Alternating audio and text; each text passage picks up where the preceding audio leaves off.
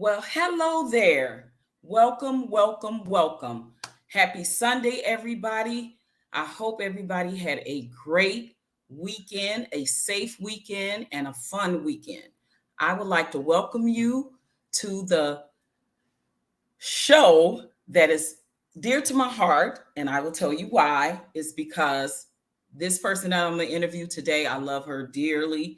I was a huge fan of hers, and also I am now a friend of hers.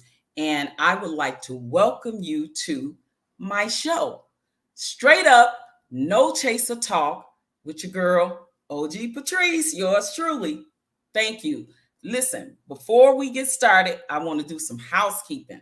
First of all, I want to tell everybody to come on in the room. Come on in the room. Hey, I want to give some shout outs and some salutes. But first, I want to tell everybody hit that like button. If you have not hit that like button, smash your family, like, subscribe, and share to Knowledge and Relationships YouTube channel right here in these YouTube streets. And please, please tell them OG Patrice sent you, okay?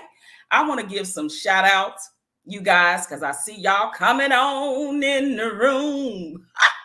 Today is going to be off the chain. Listen, I'm excited about this interview. I want to give some shout outs to Z-Banger. Z-Banger is in the building, y'all. That's my bro, Z-Banger. He got a YouTube channel. Y'all go over there and subscribe to my boy Z-Banger. What's up, man? What's good, brother? Thank you for stopping by. Jill. Hi, Jill. Jill's Chocolate Boutique. Y'all subscribe to her channel as well. She have a YouTube channel. How you doing? Thank you, sis. I'm looking forward to the show as well. I'm excited. Annie, how are you? Hi, beautiful. Thank you for stopping in. Welcome. Please come on in the room. Critically Drinking. What's good? What's good, brother Arshawn? Arshawn has a channel too called Critically Drinking. Y'all go over there and subscribe to his YouTube channel. And I think I see my brother Vouaghn Bryant in the building. Vouaghn Bryant, what's good? Greetings, peace, love, and prosperity. I wish everyone greetings and salutations. Y'all know that's how I greet everybody. Kings and Dreams, welcome. Thank you so much for coming in. Thank you. All right, guys. And also, I want to thank Marcus. Thank you, Marcus. Thank you for being here. Miss Nebraska. Thank you, Miss Nebraska, for also being here. And Vaughn, thank you for moderating, Miss Nebraska, my mods, Vouaghn Bryant, Marcus. I appreciate you guys. Thank you so much. Y'all making sure that chat is going to stay on point. Okay, making sure everything is going to be good. Thank you, Miss Nebraska. I love my little short blonde hair too, honey. We working it today on this Sunday. I appreciate y'all for being in here. Y'all like, share, subscribe. Please subscribe to Knowledge and Relationships. And thank y'all so much for rocking with your girl, OG Patrice, on this Sunday as I get into this explosive, exclusive interview that my sister girlfriend gave me. Y'all, when I tell y'all, I'm so honored because actually this is my second time interviewing her. I actually had the opportunity of interviewing her when I had my radio show, when I was living in Las Vegas, Nevada. So I got the opportunity and the pleasure. Phoenix, how are you, sis? Thank you for stopping in. Please, welcome, everybody. Tell a friend to tell a friend. And so I interviewed her 2 years ago when she went viral 2 years ago on in these YouTube streets. And I had the opportunity not only to interview her and be as a fan, following her career for over 20 something years, probably close to 30, and also getting to know her as a person. And she is now my sister friend and I love her to death. And it's so many exciting things that I want her to come up and talk about that's going on in her life and what she's doing and things of that nature. Knowledge and Relationships. Thank you so much. I appreciate my team in the back that's holding it down for me, that's making it do what it do in the background. So listen, let's get started. Thank y'all for tuning in. I'm going to start with this, you guys. First of all, I want to talk about my sister's uh, close to probably 30. She probably can verify that for me. Career in the music industry and what she has contributed to the music industry. Okay. All right, guys, I'm going to read this long, extensive bio as best as I can. So y'all hang in there with me. Jacqueline Suzette Wright-Johnson, born May 17th, 1977, better known by her stage name of Jaguar Wright, is an American R&B singer and neo-soul singer, songwriter, and narrator. She is a part of the OK Player Collective. Wright has performed and collaborated alongside acts such as The Roots, Jay-Z, and Black Alicious. She was born and raised in New Jersey before moving to Philadelphia at the age of 12. Her career, you guys, expands though well beyond that, right? So let's get into it. Let's talk about some of her works that she's done. Now, she is a hella singer-songwriter. I will tell you that. But what many of you probably don't know is that Jaguar Wright is also an activist. She has also spoken up on issues that has happened in the Black community, in our culture, happened in the entertainment industry and things of that nature. So we're going to dive in a little bit with her on that. And for some reason, I lost the Wikipedia. I'm trying to pull it up, guys. Y'all give me a minute here. But let me pull it up. Let's see. Here we go. There we go, Wikipedia. Because it's so much, guys, right? It's so much. Listen to her career. Now, it won't let me pull it up. Why? Come on, don't do that to me now. Are y'all kidding me right now? It won't even let me pull up her Wikipedia page to read more about her extensive career. I tell you what, career. Here we go.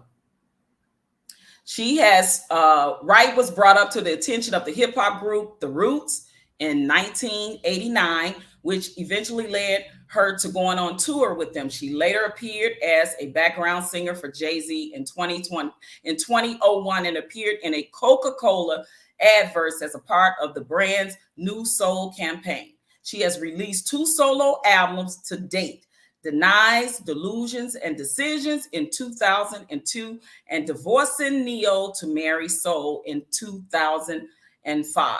Wright has also recorded an album entitled And Your Point Is, which is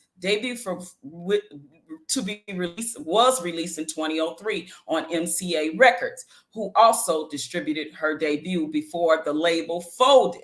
However, many of her tracks recorded from that album later appeared on Divorcing Neo to Marry Soul. She has toured every year since her career album debuted in March of 2008. She toured to Europe and with the Philly Sound Tour. Wright did not perform any new material on tour, but did live cover versions of Sherelle's Saturday Love, Crystal Waters' Gypsy Woman, She's Homeless, things of that nature. During the tour, Wright announced that she was in the process of writing a novel and working on a 3rd album. No release to date has confirmed for either as yet, which, hello, she's going to do that while she's on this show today. In 2019, Wright released a 5-song EP entitled Lost on Bandcamp. In 2020, Wright made headlines via social media regarding issues such as the trajectory of her music career, her fallout with several members of The Roots, as well as her grievance with artists such as Jill Scott, Erykah Badu, and Mary J. Blige, as well as an acclaim that her then boyfriend, it got boyfriend here. I got to ask her what's common ever her boyfriend, Common, SA'd her after a performance in the mid-2000s. Listen, and I can go on and on. That's just some of the work that she has did. But I'm going to talk about with her more of the work that she had did and have her to take us from her humble beginnings a Jersey girl born and raised. But I actually at the age of 12 moved to Philly and got that Philly soul, that Philly sound, you know, the brotherly love. Y'all know Philly make it do what it do. It's a lot of history that comes out of the Philadelphia sound. You got Gamble and Huff. You got so many artists that came out of Philadelphia. So I wanted her to talk about what was it like growing up, being an intern, you know, at a record label at such a young age, and growing up with that Philly sound, that soulful Philly sound that we all love, that's very historic, and in her endeavors in her music career. And we're going to find out what she's up to now, what she's up to today, what's going on in her life now. But before I bring her up, I'm going to show a couple of clips of snippets of the work and the contributions that Jaguar Wright has made to this day that is historic in the music industry. First, I want to bring up the video that they said kind of catapulted her career when she was one of the lead singers on the soundtrack for the Best Man soundtrack. You guys remember when the Best Man came out, and that movie did wonders, did phenomenal at the box office. It was great for our culture, and they bringing it back now on Peacock, I think, as a series. So the Best Man came out, and that soundtrack was banging. I know I bought it, still have it, and I especially paid attention to. I was like, who is this girl on these vocals? Not knowing it was Jag on the vocals with the Roots.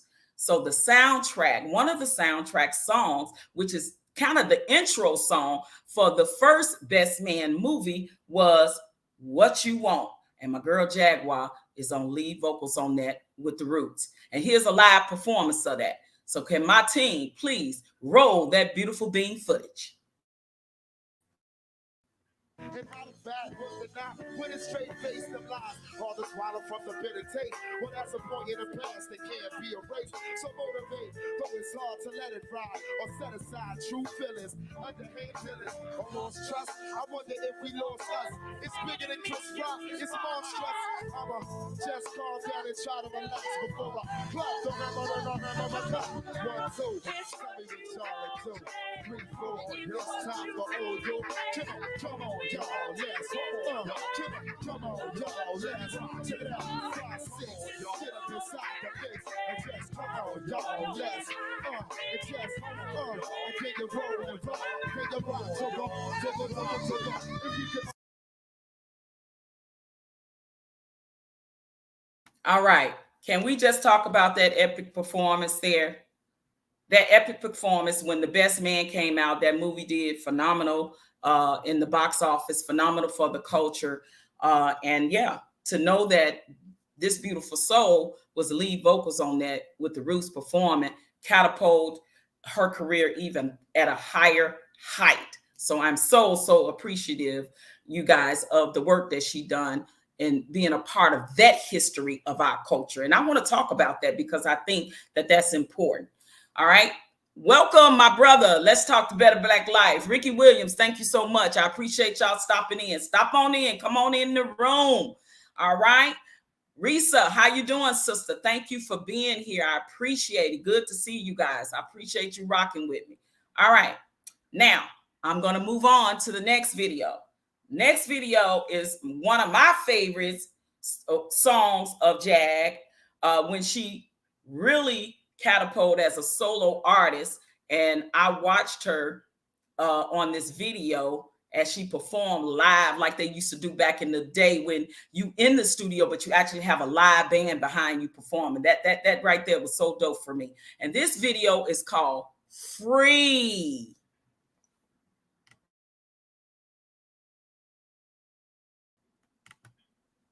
All right, y'all.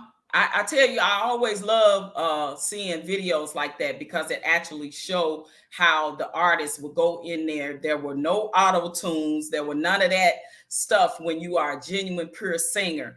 And when you have musicians playing behind you, I love that. That is very authentic. It's very raw and uncut. And I loved her when watching that video with her do what she do. Because when you got a singer that sings at the caliber of Jaguar Wright, and we got to be real, her vocals is amazing. And to see that She didn't need any auto tune. She didn't need no hype behind her. All she had was pure, unadulterated talent, raw and uncut. I love it. One of my other favorite songs, guys, by her, I love this song. I absolutely love this song. Is called What If. So if we can play that song, one of my favorites, all-time favorites, actually, and we're going to get into her credits of her songwriting as well. My next song by Jaguar Wright is What If. All right, y'all. That was What If. That was What If. And we're going to talk about that one because that video has a special reference to her and to me because I knew what the deal was behind that video, right? So we're going to talk about that when she come up. But this last video I want to show, and the reason why I want to show it because when I interview her, we're going to talk about this epic moment in time that catapulted, again, her career to a whole nother level as she was a part of the Unplugged with Jay-Z. And I want to talk to her about, it's been, what, 21 years since that Unplugged? And it is one of the most profound historical unplugs to this date. To this date. And she was a part of that. And I want to talk to her about it. So this is one of my favorite songs on that Unplugged where she's with Jay-Z while he's performing and rapping. And she's singing on Heart of the City, y'all. Roll that beautiful beam footage.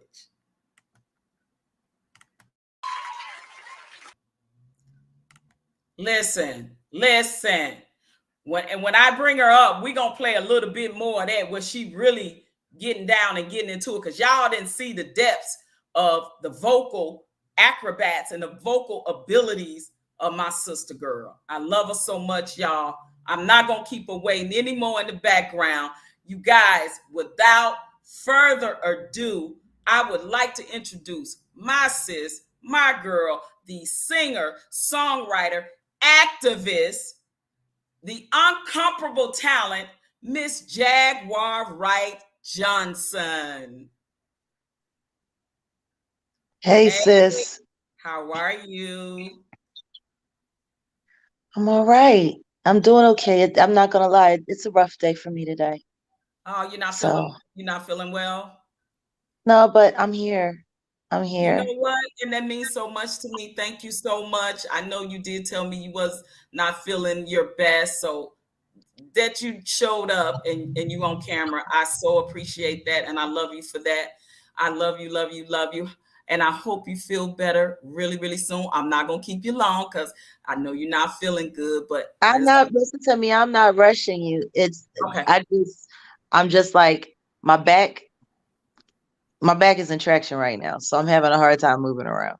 Okay. So, but don't worry about it, sis. I'm You like ain't got to move. You ain't got to move. I just see your beautiful face. And that's what's up for me right there.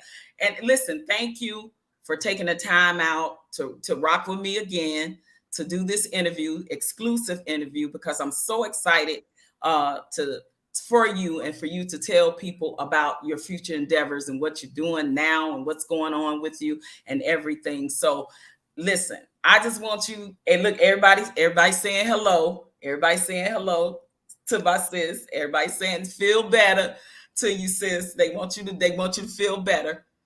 But, I will. This comes and goes. It's just, you get to a certain age and there's certain realities. I girl. was born with a degenerative spine disease. I have scoliosis. Oh wow. Okay. Wow. So that's something that a lot of people don't know about me. And now we know, right? Yeah, my entire life, my entire career. Jeez Louise, you know what I mean? Just everything that I went through. So it's a part of it and I have to manage it differently. I've been working out again. I've been hiking again. So, Okay. this is just my body saying, you had a really busy week, busier than you've been. So if you see me, if I pop off camera, I'll pop back on. It's just me, getting something to drink or, whatever the case may be. Okay. Well, I appreciate you being here, sis, and I Absolutely. definitely will be cognizant of your situation. Thank you so much. So, sis, I want to, I want to, because we all know how things came. Well, I don't think everybody know. I know how, but I know a lot of people don't know how your career started and how you came to be as an artist. Your humble beginnings from starting out early at an early age. As an intern, and what people. I don't know if people really know that you had desired to be a rap artist at first. Yeah, that was gonna be it for Wow. me. At that part, right? So let's talk about that. Let's talk about your early career on. Well, music has always been a part of my life. You know, I was always around it. My father was an amazing vocalist, and so many people in my family can sing. I mean, the truth is I have very talented people in my father's family. Everyone's talented. So Wow. Okay. there was nothing really special about talent. It was just something that we had, something that we were expected to take care of and, exercise properly or whatever the case may be, but no accolades. You know what I mean? Just this is what it is. This is what you do. And, I never thought that my voice was special. I could imitate Mhm. sounds, I could bend sounds, I could make myself sound like this or like that. And that was always fun as a kid, discovering what your voice can do and the sounds that it can make and generate. So, and I played piano. So, I always had an ear, all of those hours of practicing and humming along, and you tune your voice. That's why, piano is such an amazing instrument for so many people to learn because it does so many things and it plays all the notes. So you get to train yourself as you're practicing, as you're rehearsing. There was choir and stuff like that, but I fell in love with writing. I wasn't big on writing journals. I wasn't Mhm. big on keeping diaries or anything like that. I would just write. I would either write short stories or a poem or, so when hip hop, growing up in hip hop, I'm the same age as hip hop or maybe 2 years younger. Okay. Um, I grew up in hip hop. Hip hop was everything. Yeah. It It was. was everything. For those of us who were blessed enough to be there to grow with it as it was growing, as it was developing. Like every time you heard Rapper's Delight, it was no different than a Frankie Beverly and Maze song. Everybody Right. knew all the lyrics. Everybody, it was this real community based club. Yeah. And And it and, gave the, us and all. they Yeah. were anthems. Anthems. Like Rapper's Yes, Delight is an anthem, right? period. Period. Or Slick Rick, few years, fast forward a few more years. Slick Rick, a children's story. Yes. Absolutely. You're right, sis. Hip You hop. know, They don't realize that what that they because they thought it was a fad, right? They didn't think it was gonna last the way it was gonna last. That's why the record labels wasn't really investing in it they until they saw. they did not want it to last because it gave a very powerful voice to people who had been systematically silenced Yeah, for decades. For absolutely. us as people of color, hip hop leveled the playing field. It changed everything. Of course, It they did. didn't want it to happen. It did. And when they saw that it was changing, then that's when they jumped on board. When they saw what a whole lot of money can be made off of Oh, this. And then the executives come on board and they start offering the contracts and it's offering always about the money. yeah. The second that they realize rap artists were touring and selling out shows, and they saw the droves of people that were coming to the shows, they knew then, in that moment, this can make money. And the second that these companies determine, you know, a value, a monetary value of something, it it it it's distorted after that. It all changes because it's not about the love of the music anymore. It's about how much money can we make? How much money can we Right. make? How many records can we sell? How popular are you? Like Right.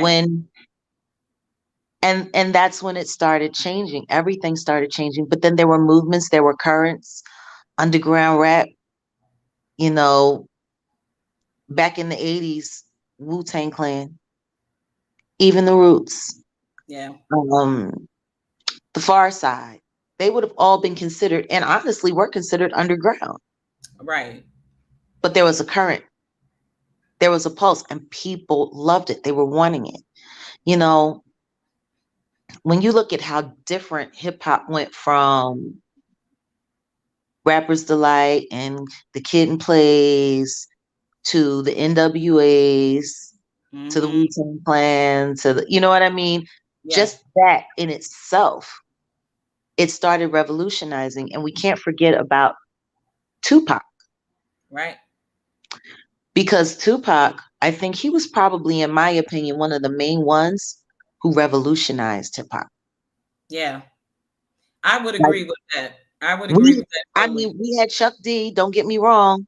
Right. We had Public Public Enemy. Enemy, Yeah. Right. Yeah. and we had the X Clan, Yeah. and I mean, Poor righteous teachers and all those that were talking about unity and then empowering our people Boogie and Down Productions. yeah, yeah. I mean, you could throw Poor Righteous Teachers in there, so like hip hop. Hip hop was everything. And I think that's what made neo soul so special for so many people, because the truth is, it was soul music that was jazz and hip hop powered. Absolutely. Now you did work with Wu Tang as well. Did you? Did you tour with them or work with them? Not as an artist. Okay. I was aspiring. Man, I did every gig that you possibly can think of in this game, from interning at studios to interning at record pools to interning for, executives in the companies. I did road work, so I worked as a roadie. Right. You know what I mean? I worked as the go between, and I worked, and then, when you're interning for the labels, doing the meet and greets with the artists that are coming in and out of the market. So I was behind the scenes still learning at Right. that time. And that all happened during the time of the that first hip hop documentary, the show. Right. And yeah, oh God, I remember the show. Now, That's when all of that happened. oh wow. And that was that the late 95. 80s, early 90s? That was 94, 95. Okay, mid 90s. Okay. Yeah, that's when hip hop Because don't forget, Biggie did that and he was dead a year and a half later. Oh, wow. Yeah, that's right. Biggie was on that. Oh my Yeah. God. I Biggie was the headliner. wow, sis, I forgot all about that. You show Yeah. right. You show right. Wow, man. Listen, the history and how hip hop has evolved over the years, and Yeah. just to get your opinion on what you see now. What is your opinion on hip hop as we know it now? I really don't see it. I Mm, don't see hip hop anymore. I mean, are there still some artists who are still embracing hip hop? Absolutely. But hip hop as a culture, yeah. it is dead Wow. as a culture. We're not a culture anymore. It's all About the celebrity. It's all vanity. It's all money. It's all transactional. You know, it's not what it was. yeah. And even the artists from, like, that's why it was such a refreshing moment when Tribe came back. What was it, 2 years ago now almost? Quest. Well, yeah, Tribe Called Quest. What was the album called? Thank Me Later or something? Yeah, I'm trying to remember the name of that album. But when that album came back and it Mhm. was so authentically them, Mm, I listened to that album for about a month straight before I turned back, went back to my regular playlist, because it embodied everything. Like, if all the old artists were still doing that and just renewing that sound and drawing us into that and adding the new pieces of their journey, that would be so great right now. But absolutely. that's not what's happening. Exactly. What's happening is what's happening. We got pop culture infused, rap music that is driving an entire generation as far away from their humanity as it possibly can. Wow. Like, we embraced humanity Yeah. when we were coming up in hip hop. It was all about life. It Yeah. was all about living. It was all about enjoying the fellowship of it all. It was all about, dancing and just being in harmony with one another. And now it's something very different. Yeah. I Now agree. it's yeah, you Yeah. got to wear these kinds of clothes and you got to do this. Like, there's not a whole lot of individuality with all of the money that people spend into building these images. If you look at them, they virtually all look the same. Yeah. I agree. And kind of the same sound. You got things like mumble rap coming out, and then this Not other, kind of. what is the stuff. And I agree. The soul and the heart of the art is gone. The love of it, I think, it's all for, like you said, it's all for the bag. It's all for show. It's not for the love of the art anymore. No. And it definitely, you have a handful, and I mean one handful, that Yeah. I can count on, that is really doing genuine good hip hop, maybe like a Kendrick Lamar or somebody like that, right? Boom. Far and few between, though, right? A J. Cole. We can throw Yeah, J. Cole in there. exactly. J. Cole, I like him as well. You're right. You got female MCs like Rhapsody. Yeah. How is she not No, more celebrated than she no, is? no. She dope. Like, how is she not more appreciated? Yeah, She is the absolute beast of the truth. yeah. And she I agree. talks it. And guess what?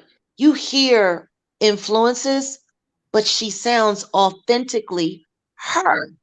Yep. And I love that. But see, I that's a know. problem. That creates individuality.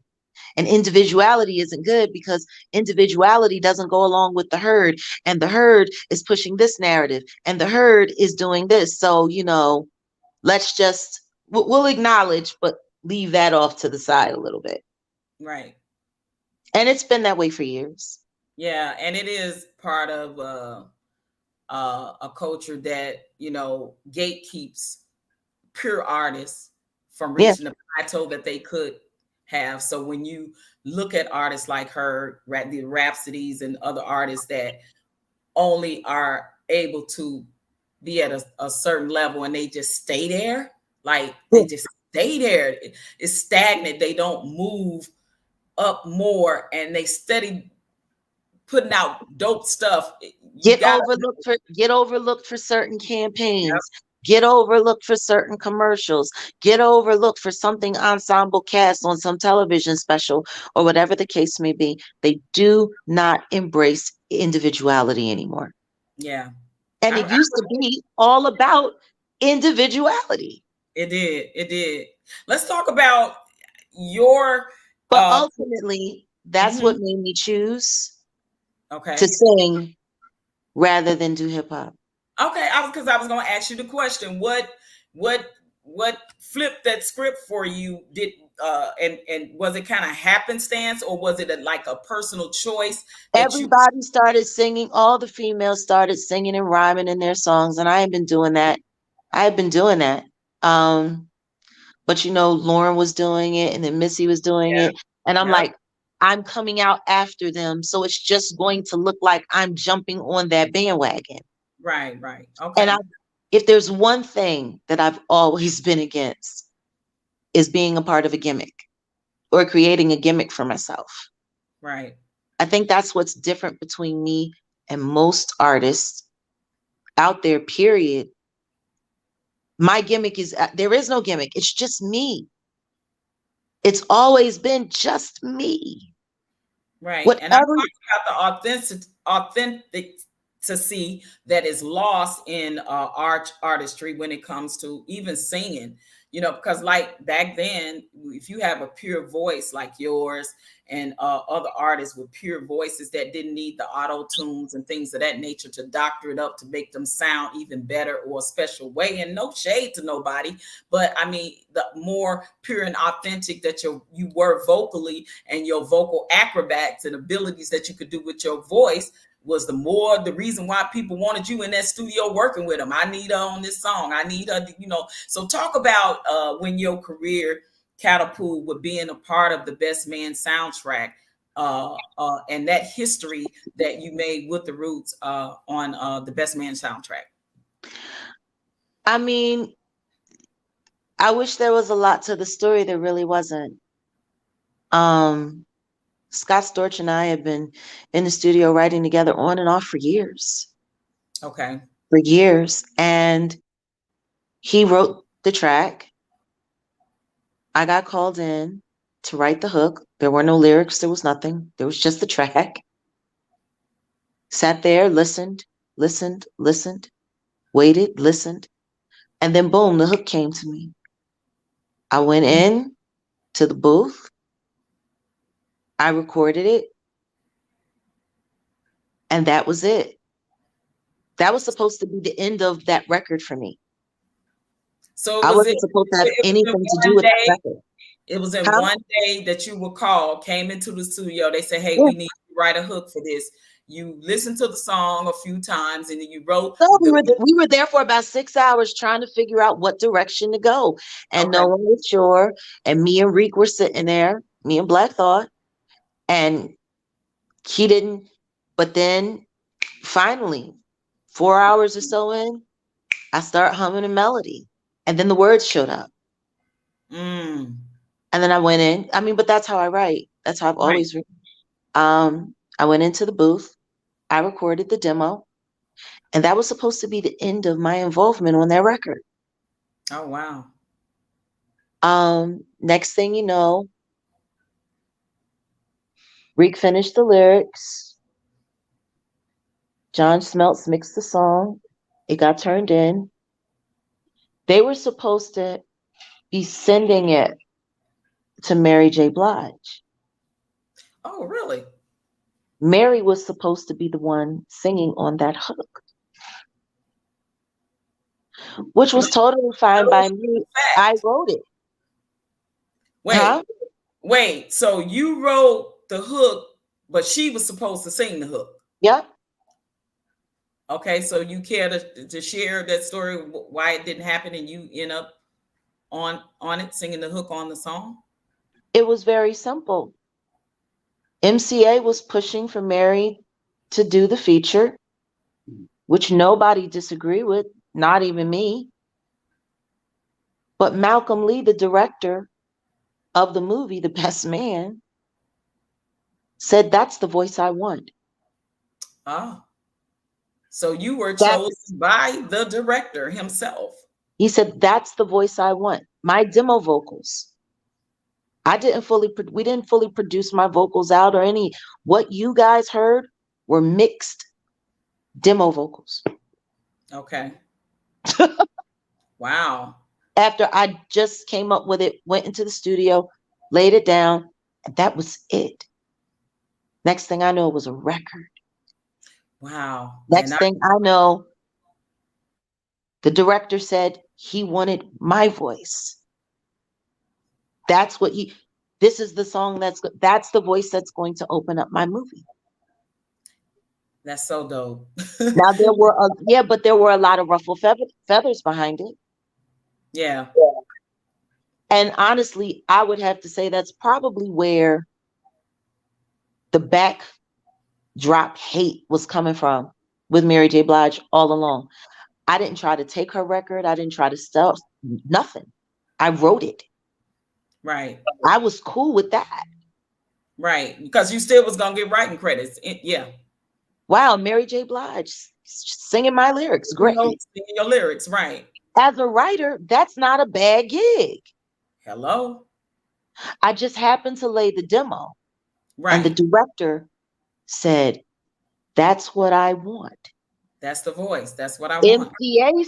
MCA said, we insist that Mary be on the record. And Malcolm Lee said, then you can keep the record. Mm. That's the record I want in my movie. And that's how that happened. Well, shout out to Malcolm Lee for standing up, standing on his truth, and his stand on what he wanted as a director, and not allowing the record label to dictate to him what he should have or vocals he should have on his movie. Well, I mean, but that's the game, though. Right. That's the game.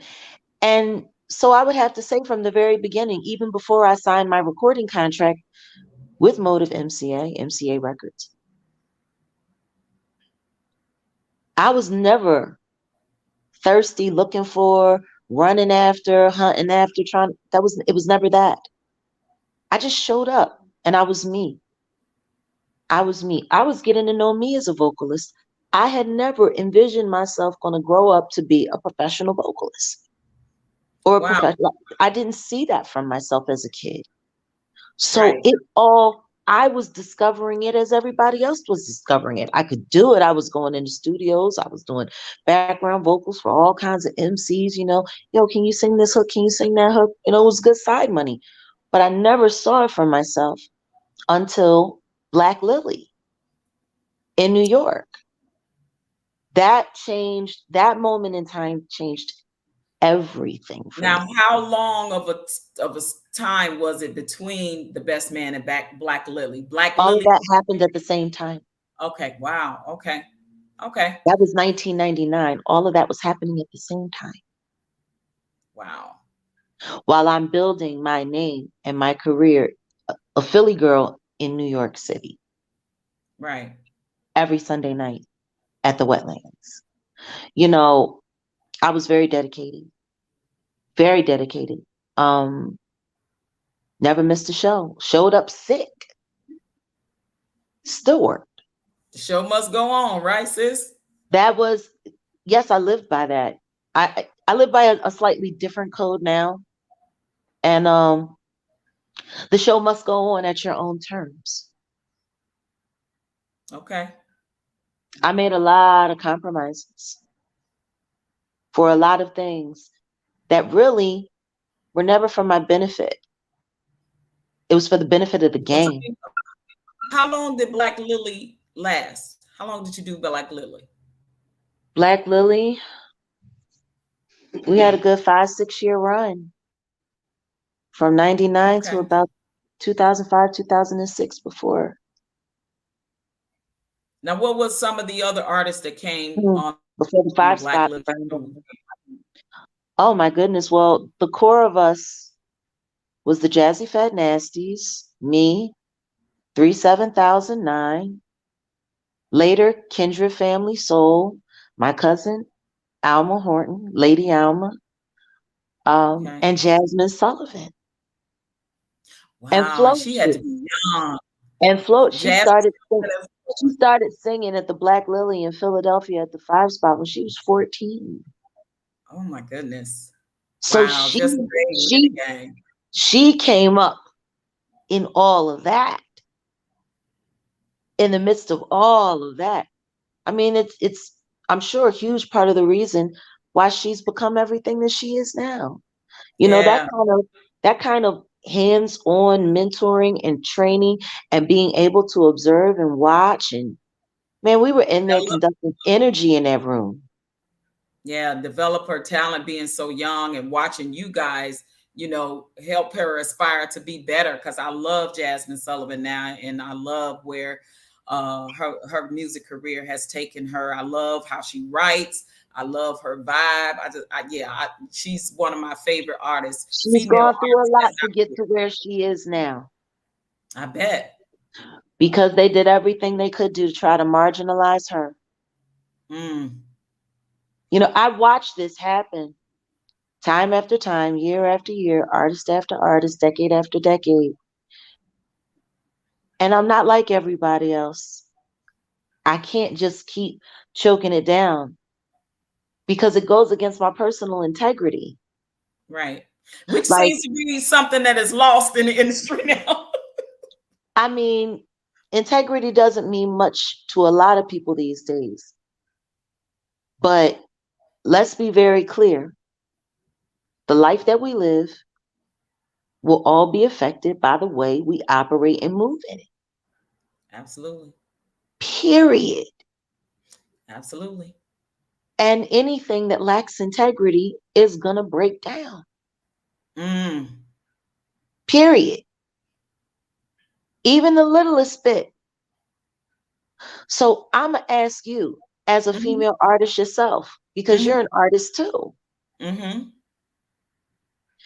how hard has it been for you to watch things that you have seen and things that you have witnessed? Absolutely, sis. You absolutely right. Because I know, my stories go back to Chicago. I told my R. Kelly story and things of that nature way back when. My ex, who was a producer at the time, we were working with this girl group. So I've seen things. I've had phone calls made. Don't put her on background vocals. Don't let her girls work with these. Don't do this. The whole nine. It's gatekeepers and people make phone calls when you don't rock with certain things in the industry. Yeah, you and I have had private conversations, but yeah. So and I It, had go ahead. no, you were saying.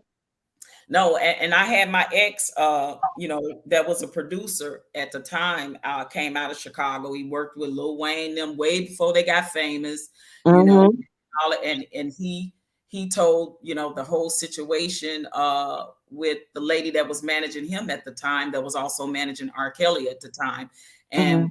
And he kind of told the story, and I kind of told the story as well. And then I toured with my cousin, who was a famous blues singer by the name of Tyrone Davis.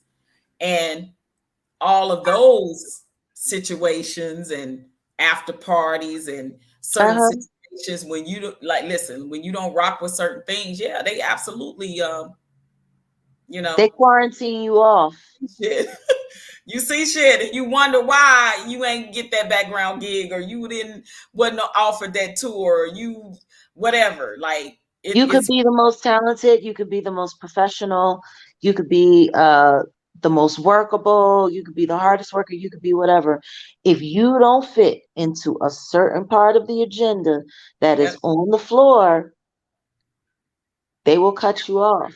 yeah, yeah. They will cut you off. And, you know, I really have to see it for what it is. I have to say it for what it is at this point in time. You're playing a bargaining game with the devil. Hmm. Say it, sis. When you're in the when you are working in the industry, you're playing a bargaining game with the devil. You can be the best person, have the best intentions, never do anyone wrong. You could have done everything right. But if you're sitting there making money for a company, you know what I mean, that is Hmm. exploiting other artists, all around you, all of this is happening all around you. The Yeah, more money you make this person, the more able you make it for them to continue to keep abusing and misusing and hurting and misleading and destroying lives. Like there's no way. There's no way. yeah. There's You're no right. way you can not say that you're not playing a bargain game with the devil because he's going to show up at every turn, everywhere. The I first talk. time somebody offers you cocaine and you turn it down. Ooh, yeah. Like people don't talk about that. Sis, listen, when I was on tour with my cousin, they used to have it in the back, in the green room and at the after party. Bowls Everywhere, this bowls this big, filled everywhere. with. Listen, I already know, you know. So you're right when you speak about if you don't acquiesce into that culture, into that get down, then you become the outsider, Oh, right? absolutely. All You because become you said the no. outsider. All Yep, because you said no. yep, So what does that teach you? Let's think about the psychology behind that. yeah, I said no to something that is bad for me. But because I said no, now everyone is saying no to me. So if I want people to say yes to me, then I got to say yes to everything. yep, Because the second that I say no, they'll all say no to me. They'll call everybody and tell everybody yep. no, no, no, no, no. Don't Like, hire her. Don't put on the tour. Don't let her sing background. Don't let her write your hook. Don't let her like none of that. It like, literally can stop for you. Absolutely, you're right. so we got to ask ourselves, is that maybe the reason why women don't report all of the sexual harassment and all of the Yes. sexual abuse that happens in the game? Yeah. Because Yeah. the person that you would go and complain to is the person that don't want to hear nothing that you're saying because it's going to mess with the money. Yep. So you're forced to sort of force. You do have a choice to walk away, but they Yeah, walk away at your advantage. own risk. Right, at your own risk, and then again, when you try to go and do something solo, they still blackballing you. They still, gatekeeping and things of that nature. Even when you just walk away from it. So either way, you weigh an option of should I stay and deal with the bull crap or should I walk away and still have bull crap. So either way it go, they making sure that you don't win. Oh, well, see, this is the thing. If you go the other way, if you make the other choice and you do well, what does that teach? Right. It teaches other people that maybe I can do it too. Yeah. Well, she didn't have to do this. She didn't have to do that. And she's doing great. We don't have a lot of female artists we can say that about anymore. No, they had situations, and what in the movies and things was called the casting couch. They had certain situations in the music industry as well. So Yeah. I mean, there's a few of them that have come forward and told their stories, about what happened to them. Lady Gaga has, and Kesha has. So when they hear people like you who went viral for telling your story and your experiences, and then you have, the fans of these people that love these people but don't know, so far removed from the reality of what we know being behind the scenes with working with certain people It's in the all industry. entertainment. That's the problem. Yeah. It's all entertainment. Like we have to ask ourselves when we go and are watching all these videos on YouTube or watching this and watching that, why are we really watching? Are we watching because it's entertaining? And I think for the most part, our people just want to be entertained these days. I don't, it makes me wonder even too. And I'm not saying all, because I know there's some that genuinely still love the art and still genuinely love, certain artists and things of that nature. I get it, but it they've compartmentalized those people and Yeah. they glorify the other stuff. It's I ass mean, backwards. I turned on the radio. Actually, I didn't turn on the radio. The radio was on before I could, get my little music app up because I really don't listen to radio at all. I don't.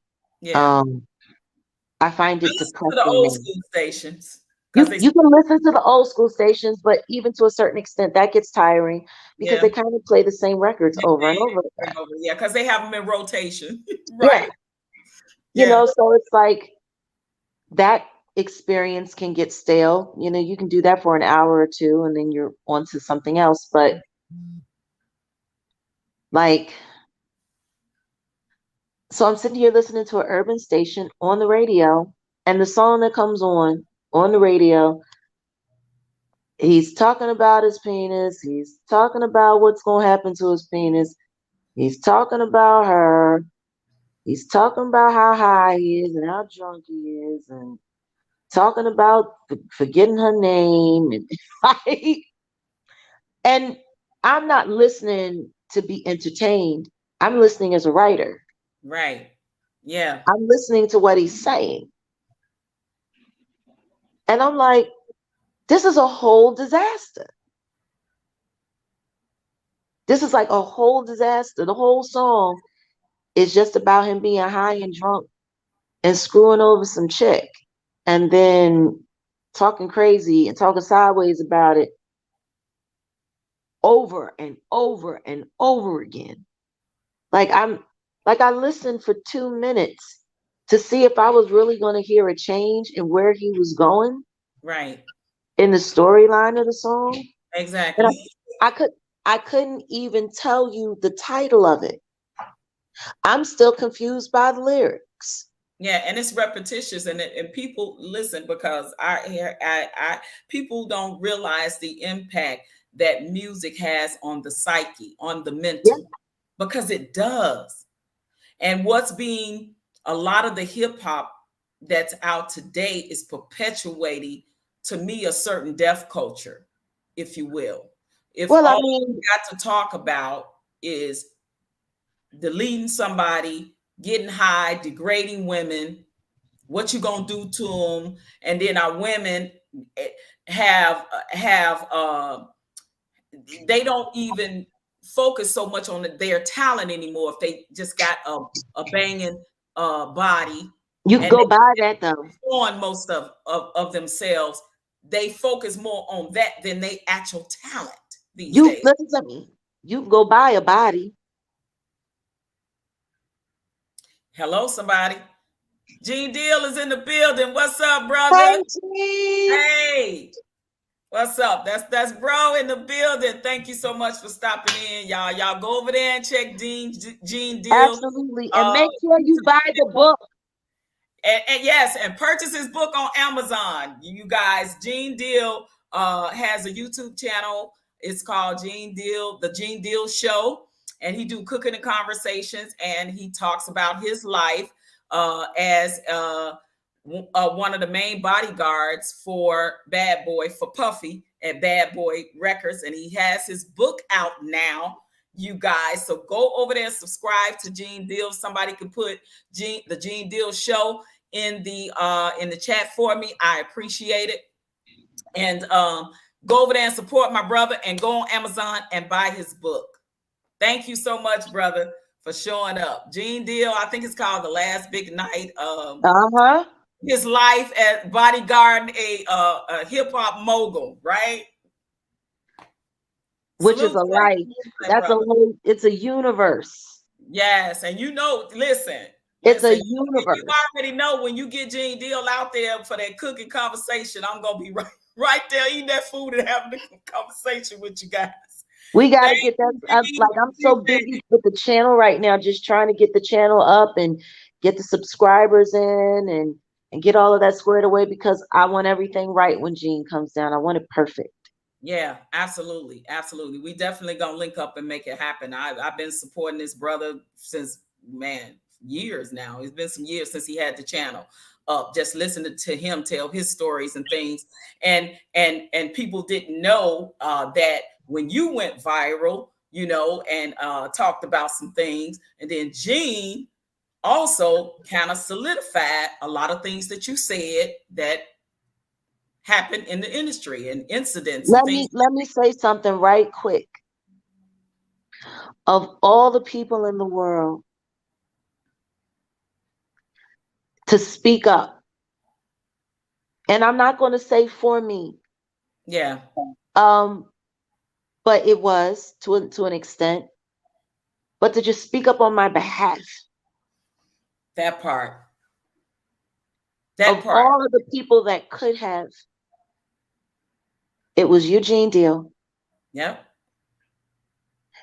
And that was the one that touched me the most because he and I had seen each other from back in the day. Like, I mean, he worked with people that I knew, you know? Yep. So, and I wasn't around Scott when he was bodyguarding Scott, but I've known Scott since I was a kid, you know? So it's like, Right. but of all the people, And and I your was paths crossed later, when exactly he was years like, later on a whole nother time, you know right, what I mean? In a whole nother way. right. And We could do it in a crock pot and we'll be good. Crock pot. yep. Now y'all cooking on that stove, Gene. You and Jag. Oven, stove, crock pot. I want it all. Okay. Love him. I love Gene too. But That I just wanted he's to say solid. in front of, He I is solid. wanted to say it. And he went viral and he's getting a lot of flack just like you did. And it's unfortunate. But the No, thing is, you it's two not were flat. there. It's not flat. Well, It's pushback resist. haters, whatever you No, want it's to call it. It's resistance. Yeah. Yeah, because people, the truth, people, it's painful and people don't want to face or acknowledge truth a lot of times. And when people are speaking their truth and they acting like they was there when it happened, like, but you wasn't. So you really can't talk on somebody that was there that is saying this is what it was. You have no leeway, right, to say that it's not true. But then for you to go viral with things you were saying, and then for Jean to say, yeah, she was right. Hello. Just like now, some people is backing up on their interviews with stuff that Jean has said. So, hello, what part of reality we don't want to face? We have to learn how to not be afraid of supporting people that are being honest. Yeah. Yep. And Because speaking people get afraid, people become afraid. Yep. I It's don't what want to smoke. power. I don't want that heat. I don't want this. Right. I don't want that. And that's why I'm doing everything that I'm doing now. And I mean, we are the little train that could in this moment. Right. But me buying this channel, me getting this channel, which was encouragement from a good friend. Mm-hmm. Mm-hmm. Uh-huh. That's right, Gene. Listen, the proof is gonna always come from our mouth to God's ear. And that's all. Period. That's all we need. The naysayers, Period.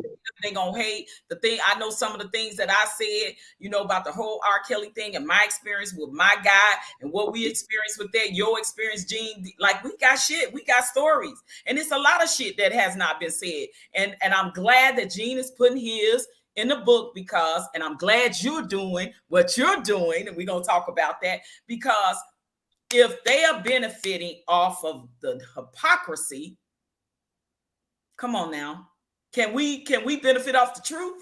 Off the truth. That part, right? So we move on in your career. You do Black Lily, you do OK Player, you become a part of Black Alicious, the Best Man soundtrack, some of the most historical moments in entertainment, which pinnacles your career now to what is now it's been over 20 years. Let's talk about the MTV Unplugged with Jay-Z. Let's Yeah. talk about that. How that 21 years. 21 years in a couple days. Wow, that's crazy. I'm actually talking about it finally. I'm doing a video journal on my channel. Mm-hmm.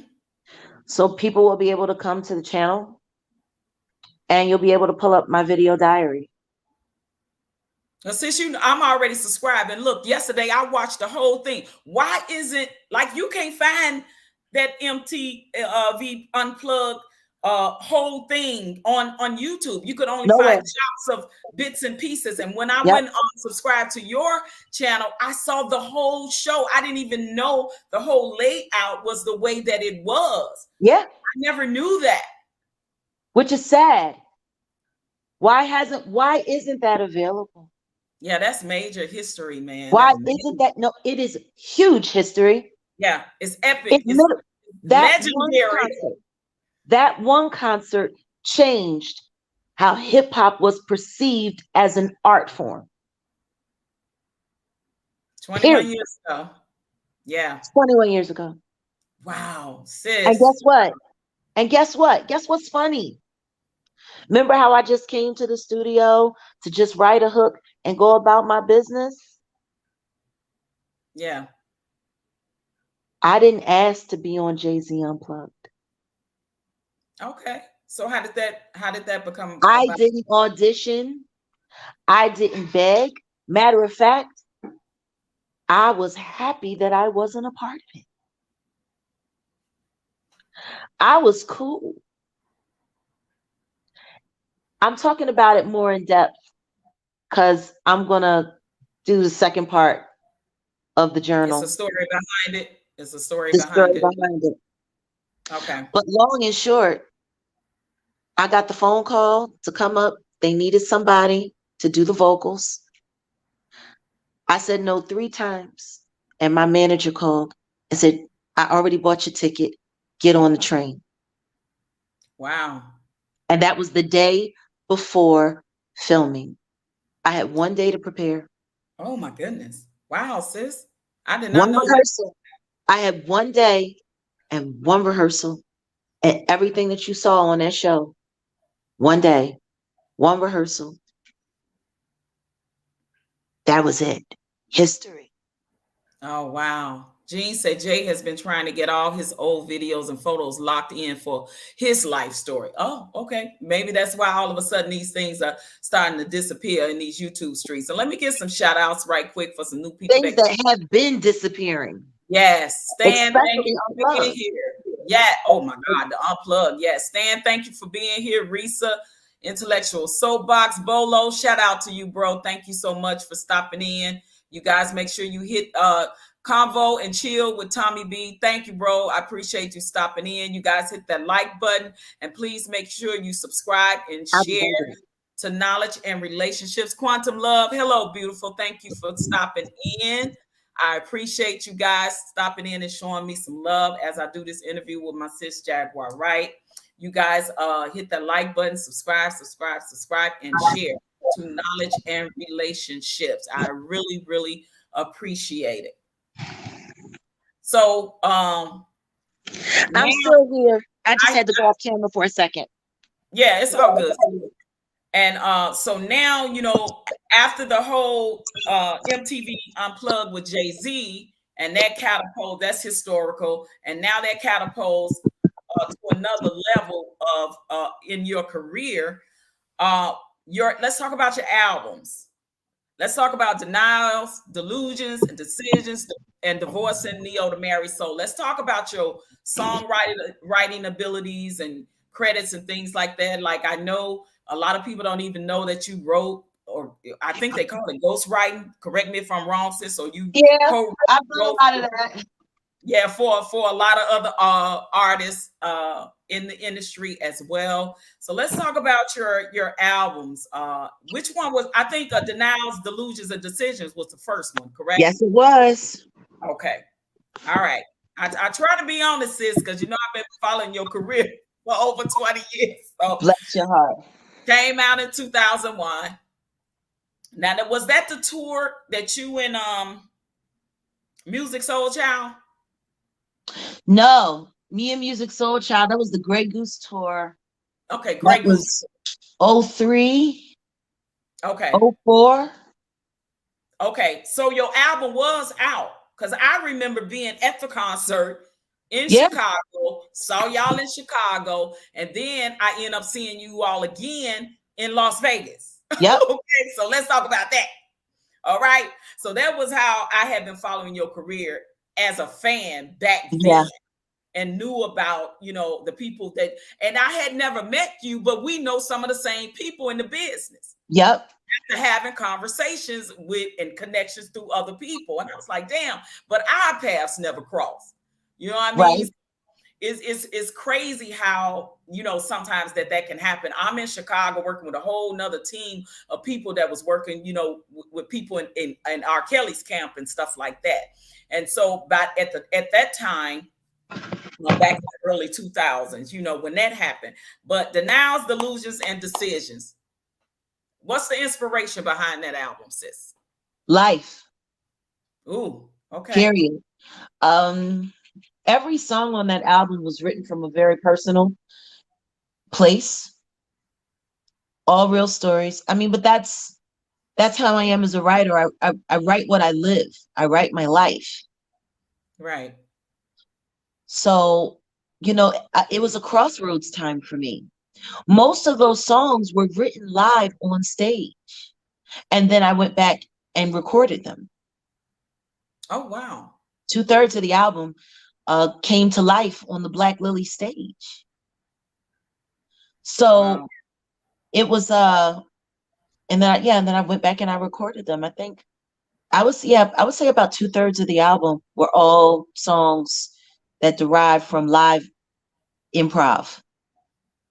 Okay. Yeah. And a lot of that is on YouTube. I love watching your live impromptu performances. It's so dope because you kind of you are like that rap artist that spits off the dome, right? That spits Mm-hmm. off the dome. I've watched you with the vocal acrobats do that off the dome, if you will, vocally as an artist, as a singer. So with that being said, I think it's not many artists out there that can do that as a singer or as a songwriter, like rappers can do it, right? Because they always have the you know, the, what do you call it, the one-on-ones, whatever they call it, where, and they spit and they say MC battles, MC battles, ciphers. right? And they say, salute to you, Sir Hell Speaks, thank you for stopping in. Yeah, the battles, and they say spit something off the dome, and then, you know, rappers can do it. They can do that. I've seen you do that as an artist singing on stage. Because I'm a rapper. That part, I was getting ready to say, and not many singers can do that part. Maybe it's because they are not rappers. It's a different kind of animal when you're summoning words off the top of your mind. It creates a space, I guess, in your realm, in your dimension. You have to focus in that. You have to live in that. You literally have to live every last one of those words that are coming out of your mouth, which is why when you see people like Kendrick Lamar spit off dome, or even if I watch my young boy down here, who's becoming a real grown man in hip hop, Rakim Al-Jabbar, or Mhm. even Javon Angel, who I'm working with now, who's helping me build the Philadelphia TV network. And, you know, when they get into that zone, oh my God, it's the space. And you see I them. know. I love They're watching it. levitating I in know. those words. I love And watching it. you can, and if you're really paying attention closely, you can always tell when it's not actually off the dome. Right. Yep. If You anybody can that has tell. ever watched the MC battles, yeah, they can tell if it's really off the dome, or if, you know, if you got to pull to get it or whatever. It's not as Or you authentic. spitting something that you wrote a couple weeks ago that you've been practicing. Yeah, Which absolutely. a lot of MCs have done. Shoot, I've done it myself. Right. Any rapper who ever says that they've always freestyle. There's actually only one rapper I can honestly say did that in my lifetime that I saw and witnessed for myself. Okay. And who was that? I know who you get Malik, ready. Malik Malik B. B from the Roots. Yep. He Man, is the only MC I can honestly. Ooh, I watch old footage, Jag on Malik B. God rest his soul.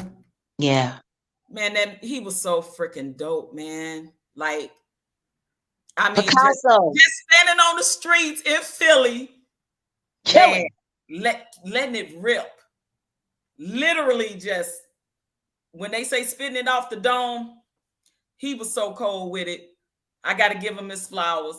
And you know, so since we there, let's talk about that. Let's talk about your friend Malik B, a militant, was Yes. was one of the founders of the Roots, Yeah. right? Yep. So we got to go there, sis. Okay. Yep. So let's talk about how this whole thing with you Started. started going viral on YouTube, on social media, on YouTube, in these YouTube streets. Yep. Let's talk about it. Let's have that conversation. All right, let me start it from here. Let's look at a band like the Beatles. Mm-hmm. Who are the members of the Beatles? Paul McCartney, Paul, Ringo, Ringo John. Starr, John Mm-hmm. Lennon, Mm-hmm. and What oh my goodness, what's the other member's name? I know I always forget his name too, the fourth So member. do I. Yes, So I'm do sorry. I. I always forget his name. Please forgive us. Yes. Please forgive us for forgetting. Somebody put in the chat the other Beatles who we named Ringo, we named John, and we named Paul. What was the other one's name, guys? Put it in the chat, somebody. I cannot remember. It will not come to me right now. Let's chalk it up to age. Right. But anywho's in. Now, when John Lennon passed away, that was a huge blow to the music world. Huge blow. And he was honored by his bandmates, even though him and Paul McCartney would go at each other's throats. One of their best albums was written when they were beefing with each other and in competition and trying to write better songs than one another. Abbey Road. Yes. George Harrison. Thank you, Thank you, Intellectual George SoapBox. George Harrison. Okay, the Beatles. Mm-hmm. Imagine John Lennon dying and people saying, well, who's that? Right, exactly. What's up, B-Eazy Dat Dude? Thank you for stopping in. A founding member of the Beatles. Imagine if when he died, people were saying,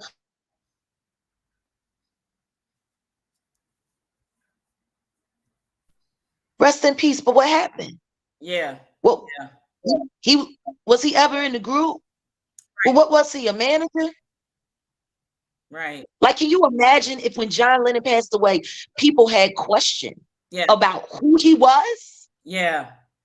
Right. That part. That would have been insane, right? Yeah. And then people just coming out with blanket statements and not seeing the fact to highlight his legacy for what it was, considering who he was. Exactly. Imagine that. You know, all of the things that people were saying, oh, well, he was a drug addict and I don't see why anybody cared and blah, blah, blah, blah, blah, blah, blah, blah, blah, and yada, yada, yada. I mean, there were people online being hella disrespectful. Disrespectful, yeah. And there were so many people online who knew better and said nothing. Nothing. Those people are called what? Shout out to Kwame Brown, the go along, get along gang. Yeah. Like, let's be clear. They go along to get along. I see you liking a post. I see you liking certain comments that other people put, and you're sitting there seeing negative stuff, incorrect information being said, and say nothing to refute it. Yeah. Nothing. But a couple of blank statements. Oh, yeah, we're so sorry for his loss, and he was so special to us, and blah, blah, blah, blah, blah, blah, blah, blah, blah. Yet, well, have no tribute. First of all, no tribute. No tribute. No tribute. No, I thought at least a tribute on Fallon. At least. Yeah. No tribute. But let's be also very clear about this. It has now been over 2 years since Malik passed away. Have they done anything yet? Have they done anything yet? It's been 2 Well, years. other than be the main band for Jimmy Fallon. I'm I'm I mean, asking, I'm asking for a founding member of a group whose talent yeah, you rode on until you won the Grammy and started having more pop culture relevance. Have they done anything yet? for him, right? Or in his honor, or to celebrate. Anything. Yeah. And salute to you, Wally. Thanks for stopping in. Yeah, I agree, sis. I thought it It's was been it's listen to me, for everyone to have such a big problem about me having something to say about demanding that he be honored, demanding that he be respected, demanding that people stand up, demanding that his legacy be legitimized and be validated right. by As his as own a people, founding member, not by the world. as should have, because we know in other cultures they absolutely do that. Listen to me, and I'm not talking about being acknowledged and validated by the world. I'm talking about by your own. By your own peers. Yes, absolutely. Hella disrespectful, I would say. Yeah, I would think, as somebody that was close to him like you were, or were in the band, you would think that I was, that and guess what? I wasn't as close as I wish I had been because the last time I saw Malik when I was in Philly, I said, I need to bring you down to Dallas. These kids need to see you. You are hip hop. I need you to put this, I need you to put some of this down here. These young MCs could use this down here. He was like, Jay, just give me the ticket. I'm on my way. All you right, gotta do is get me the ticket. But then I had issues in my private life. right. I had that case. I was forced to sit in jail and fight that case. Yeah, And then I had to come back and rebuild life all over again. And right when things were about to get to the place that I needed them to, here come the pandemic, and then he died. yeah. So my rage, really, really, really, I was upset about the funeral because they attended the funeral, but only the viewing. They didn't stay for the service. So They they came didn't to they didn't sit through. they Uh, came to the viewing. There were some people there taking pictures. They took pictures and left. They did not stay for the service. wow. And I know because I was on the phone with someone who was at the service and saw them come and go before the funeral began. That was my first point of agitation. There were a few others, but when an anonymous person contacted me and asked me, could they bring something to me, and insisted on remaining anonymous. Okay. When I finally received it, it was his Grammy Hero Award that they had thrown in the dumpster. It was pulled out of the dumpster at the OK Player offices. Wait a And this minute. was and this was 2 weeks I after need to the repeat that. funeral. Say it loud enough for the people in the back to hear. Say it loud enough so the people in the back can hear. His Hero Grammy Award that was presented to him by the Philadelphia Narrows chapter. 14 years before he passed away, that had been sitting in the office all that time, after 2 weeks after his funeral, was thrown in the dumpster.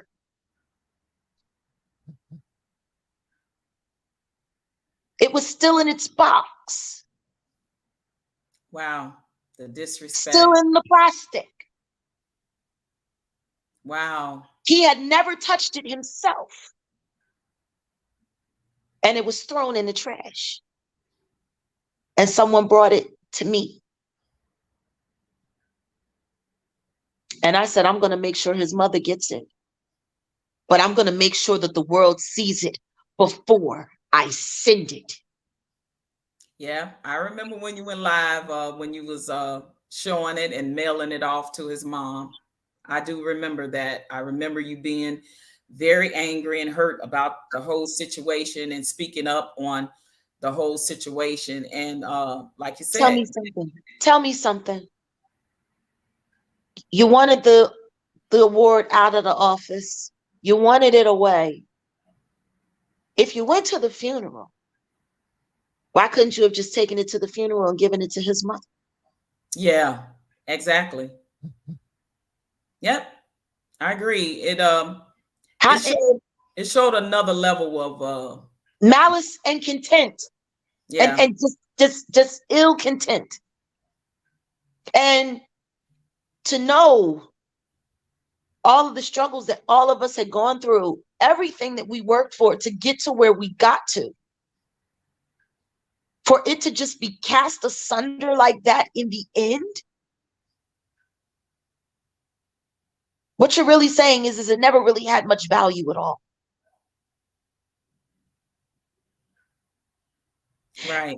And I don't know how you can say that you love someone and respect someone and admire someone and adore someone and not feel the need to scream to all high heaven, this is wrong. That's too much like right, sis.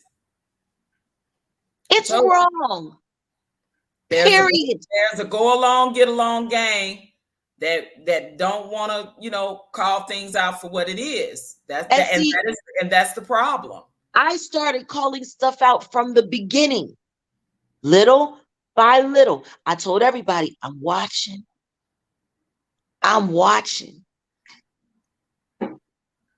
Acknowledge, send love, send respect, as we would do for you if anything happened to you. Let me see if I can get some light adjusted in here. And vice versa. And sis, and I know that if you want to talk a little bit more, like I don't think you knew that you were gonna go viral. That was I not. had no, it You was not, had listen to me, it was not an intention. It was not something that I planned. It was not a media blitz. I was pissed. I was angry. And I decided, since everyone in the world kept asking me who Malik B was, you know how uncomfortable that is? I shouldn't have to explain. If something had happened to Amir, if something had happened to Tariq, if something had happened to anybody else in the band, there wouldn't be any question about who they were.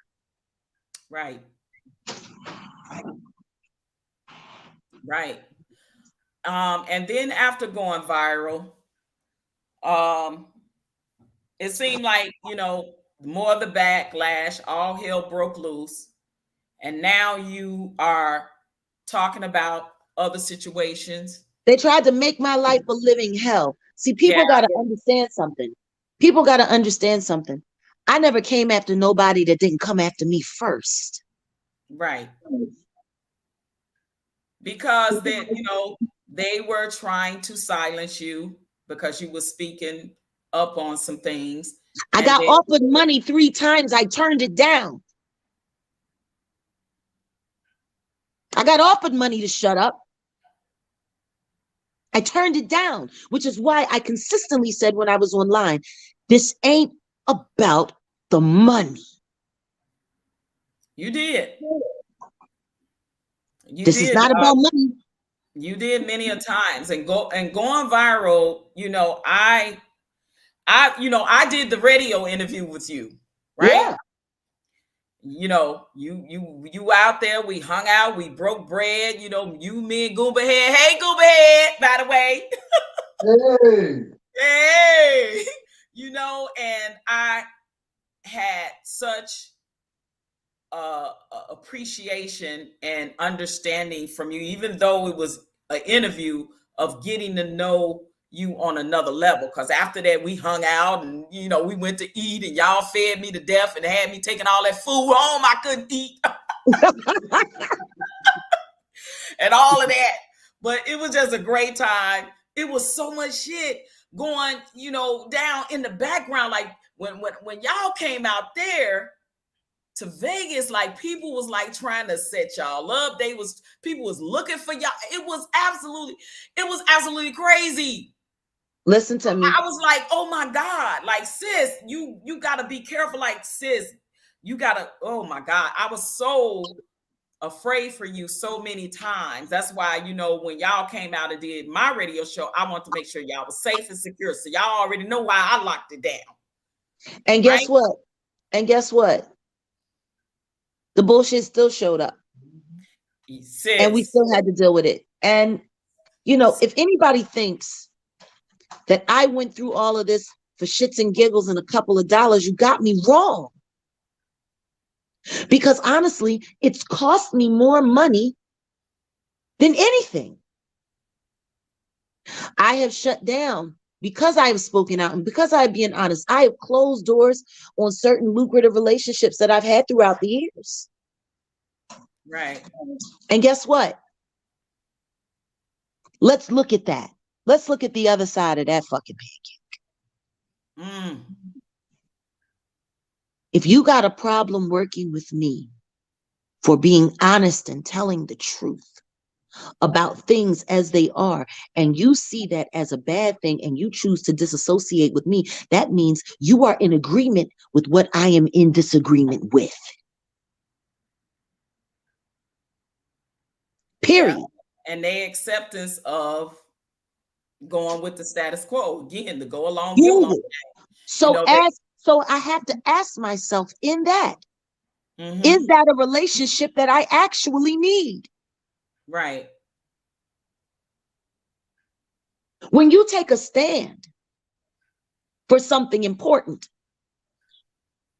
when you take a stand for something so serious that it can rock an entire community and at times an entire nation, you can't stand with people that are in disagreement with you. True that.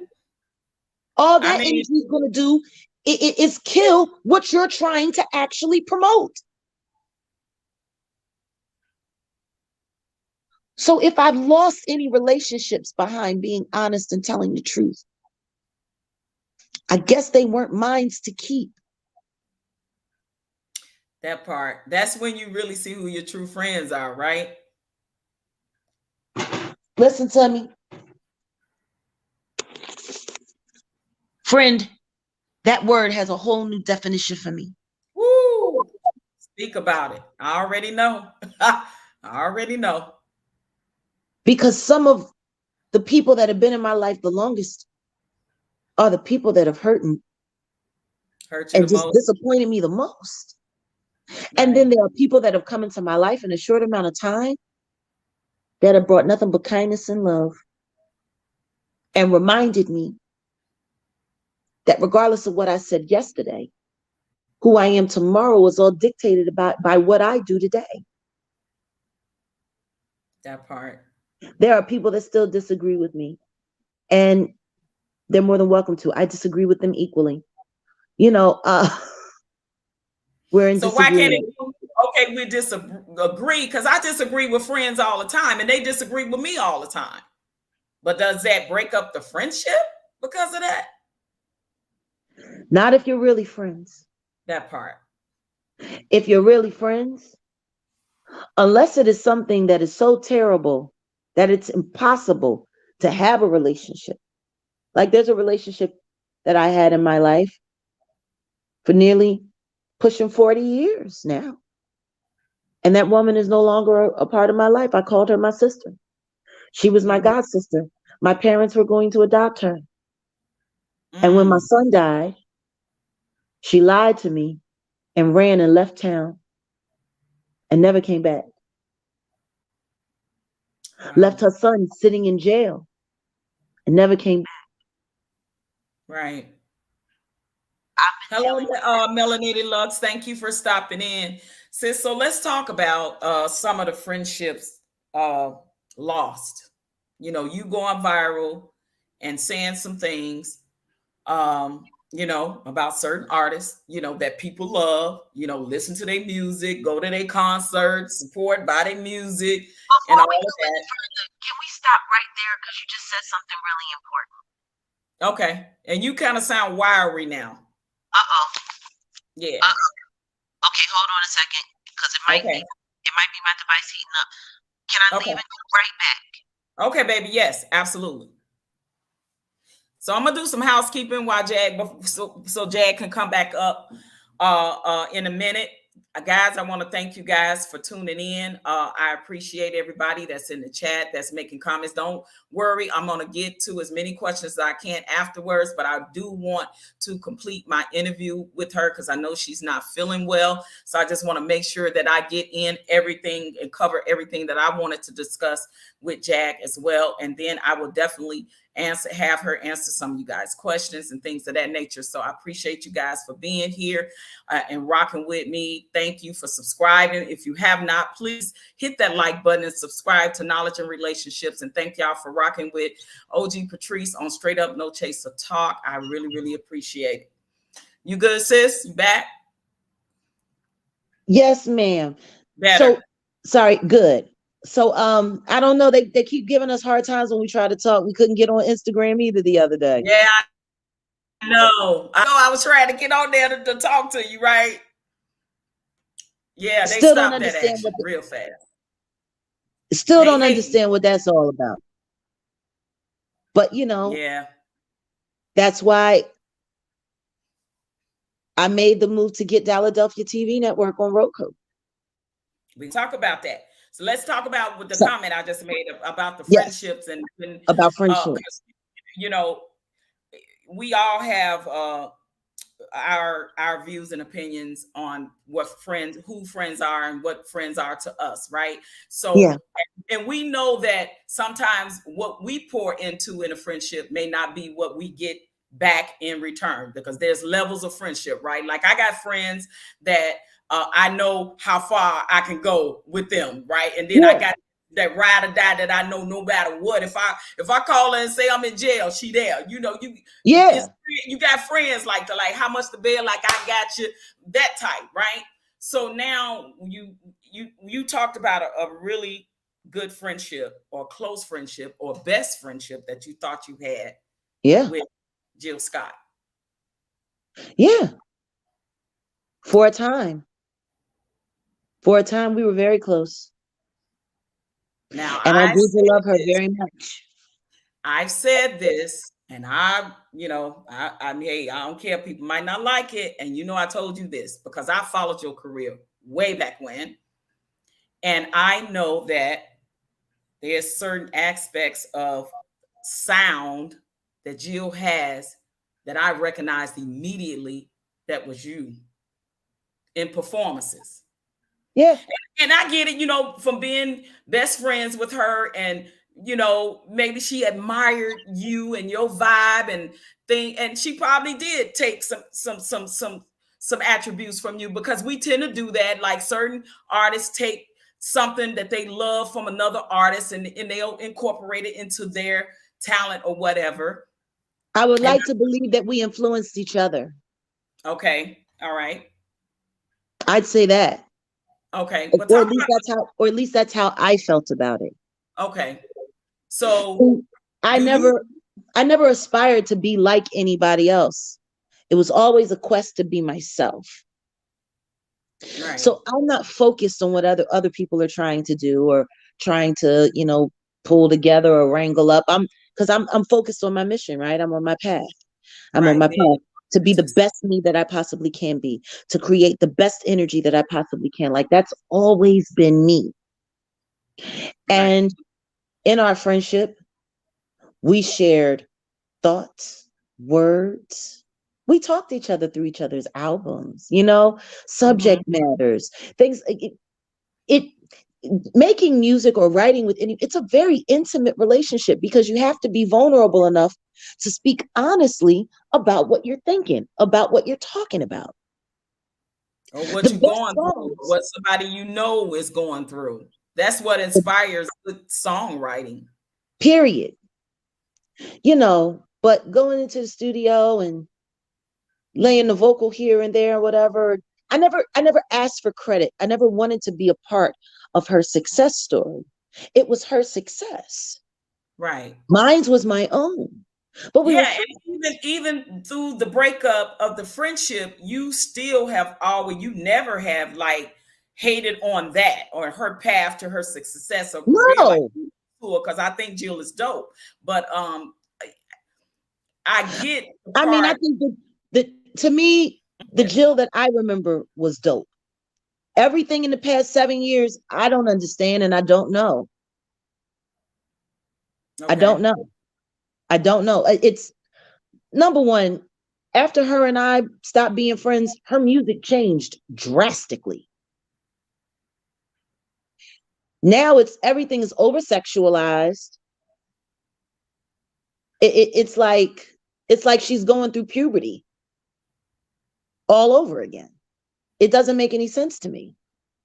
The subject Mhm. matters of relationships that everyone fell in love with. Let's be clear. What people fell in love with, especially when it came to the writing, was the relationship discussions, making choices, decisions in relationships, being affected by love, being vulnerable to love, and making choices about love. It took the average everyday relationship in an urban community and it put it on a pedestal. And I think it pinnacled what But that's is neo known soul, period. as Not just Jill, but neo neo soul, period. soul. Like it was just a two, maybe two hands full of artists. You, her, Music Soul Child, India.Arie, Jasmine Sullivan. It was only a small bowl of you guys even doing it on that level like that and We were bringing a neo minority. soul and making it actually become a legitimate genre. And then let you, and then of course Erica Badu as well. So yeah, Yeah. yeah, That whole era made everyday people feel like stars. Their life was being talked about. The way they lived was being talked about. The struggles that they went through were being discussed. They were being handled. They were being with care. They were being turned into battle cries. You know, Kindred, Family Soul, Far Away from Here. I don't know it how is many family people love that soul. record. Yeah, shout out to you, Darrell Long. Thank you for stopping in. Like, Yeah, I seriously, agree. I agree. this music made normal people feel like superstars. Yeah, D'Angelo. That's another name. Wow. Yeah, Yeah. Rasan Patterson. Rasan You know, Patterson. we could go on and on and on and on Yeah. and on. But when it comes back to my relationship with Jill, the thing is, I never stopped being her friend. She stopped being mine long Mm, time ago. And apparently, before I knew, and it was heartbreaking. And I kept a lot of that to myself. And then as the years would go by, people who were still in conversation with her, still in relation with her, people that we shared in common, they would tell me the most awful stories about her. I mean, the most awful stories about her. I never said a word. I never mm-hmm. shared any of my experiences. I never said anything about anything. And then I started realizing that she was involved in the background plot to defame me and discourage people from working with me. And I'm like, with all the grimy shit you've done, I would have never tried to do anything to derail your livelihood. Yeah, stop you from meeting. And I got kids. Yeah. And you know this. And you would do that to me? Yeah, and that's a form of what we see a lot of going on now with in the industry with people that with this whole cancel culture stuff. Like, yeah, yeah, yeah, I believe that there are plenty of people that need to sit down. I believe that there are plenty of people that should be held accountable for the things that they've done. absolutely. But I think that scale should be applied equally across the board. And it's not. It's not. It's not Not at right. all. You Yeah. know, when I still get online and I hear people, or see people, in the comments and at Jill Scott is better than at Jaguar Wright and yada, yada, yada, yada, yada, and so on and so forth. And I'm like, You have every right to feel that way. Yeah, you like, whoever you You think have is a every favorite, right to whatever feel that you, way. yeah, Your absolutely. favorite singer should be your favorite singer. You should say, please. I had favorite singers that, in my opinion, put everybody to shame. And I felt that way. You're entitled. That's the Right. purpose. There's Yep. something for everyone. Yep. But when you want to take it and turn it into a pissing contest and start tagging people's name to it, it's over the top. It's Yeah. unnecessary and it's stupid and it's silly. And the only And thing I can say it's is still perpetuating the drama and the toxicity as well, too. that's what they want. That's what they want. I at this point in time, after all of these years, I wish Jill all the best. As a matter of fact, I think I've said that on numerous occasions. You have, and I wish her all the best. I think that's showing a genuine, authentic person, even though, this person, wronged you and did you away, you have still never wished ill will on her. Never. She's a Yeah. mother. Yeah. She finally became a mother. Right. She needs to be around, happy, healthy, and productive for her child.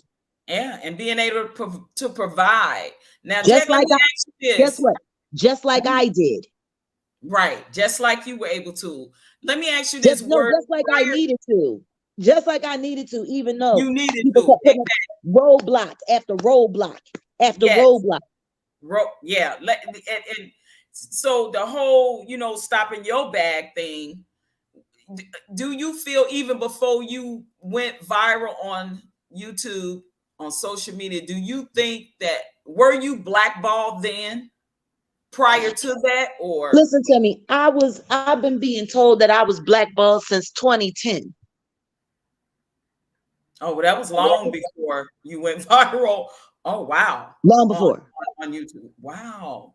And I continued to keep working.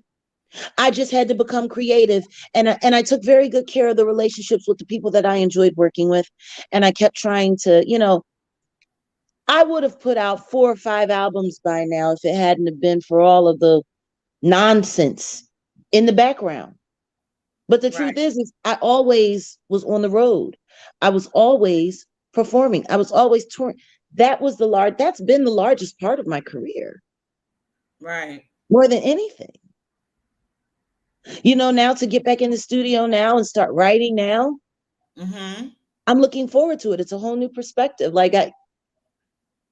People don't even realize part of the reason why my back is killing me so bad was because, I pushed myself really hard this week.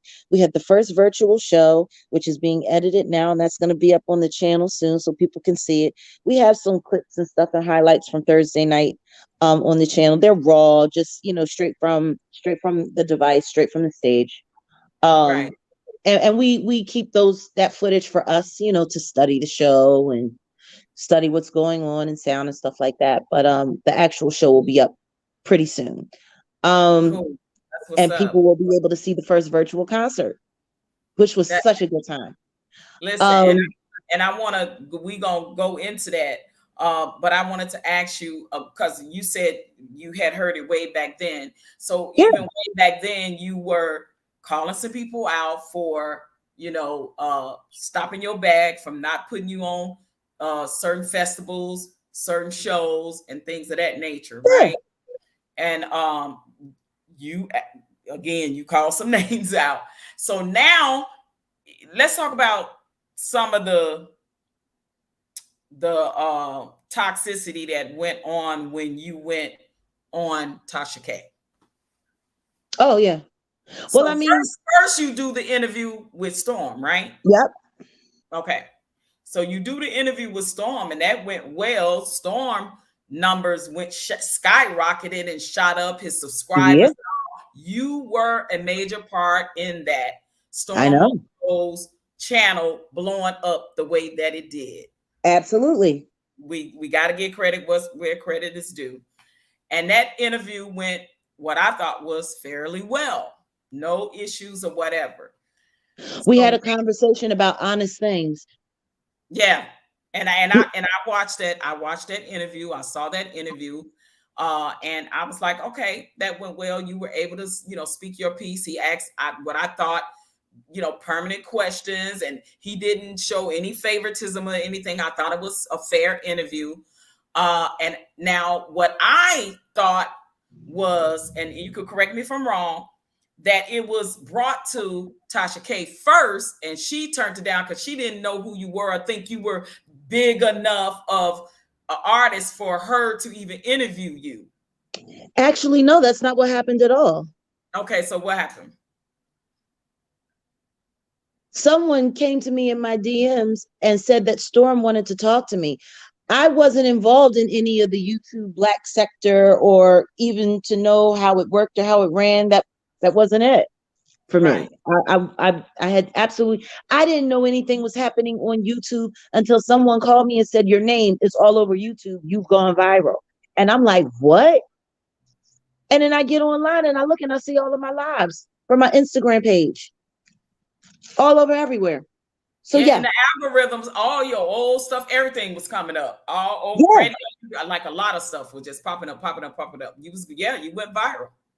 And awesome. That's, I guess, I don't know. It wasn't my intention. But what I do believe is that God doesn't let anything happen for benign reasons. Everything happens for a reason. Right.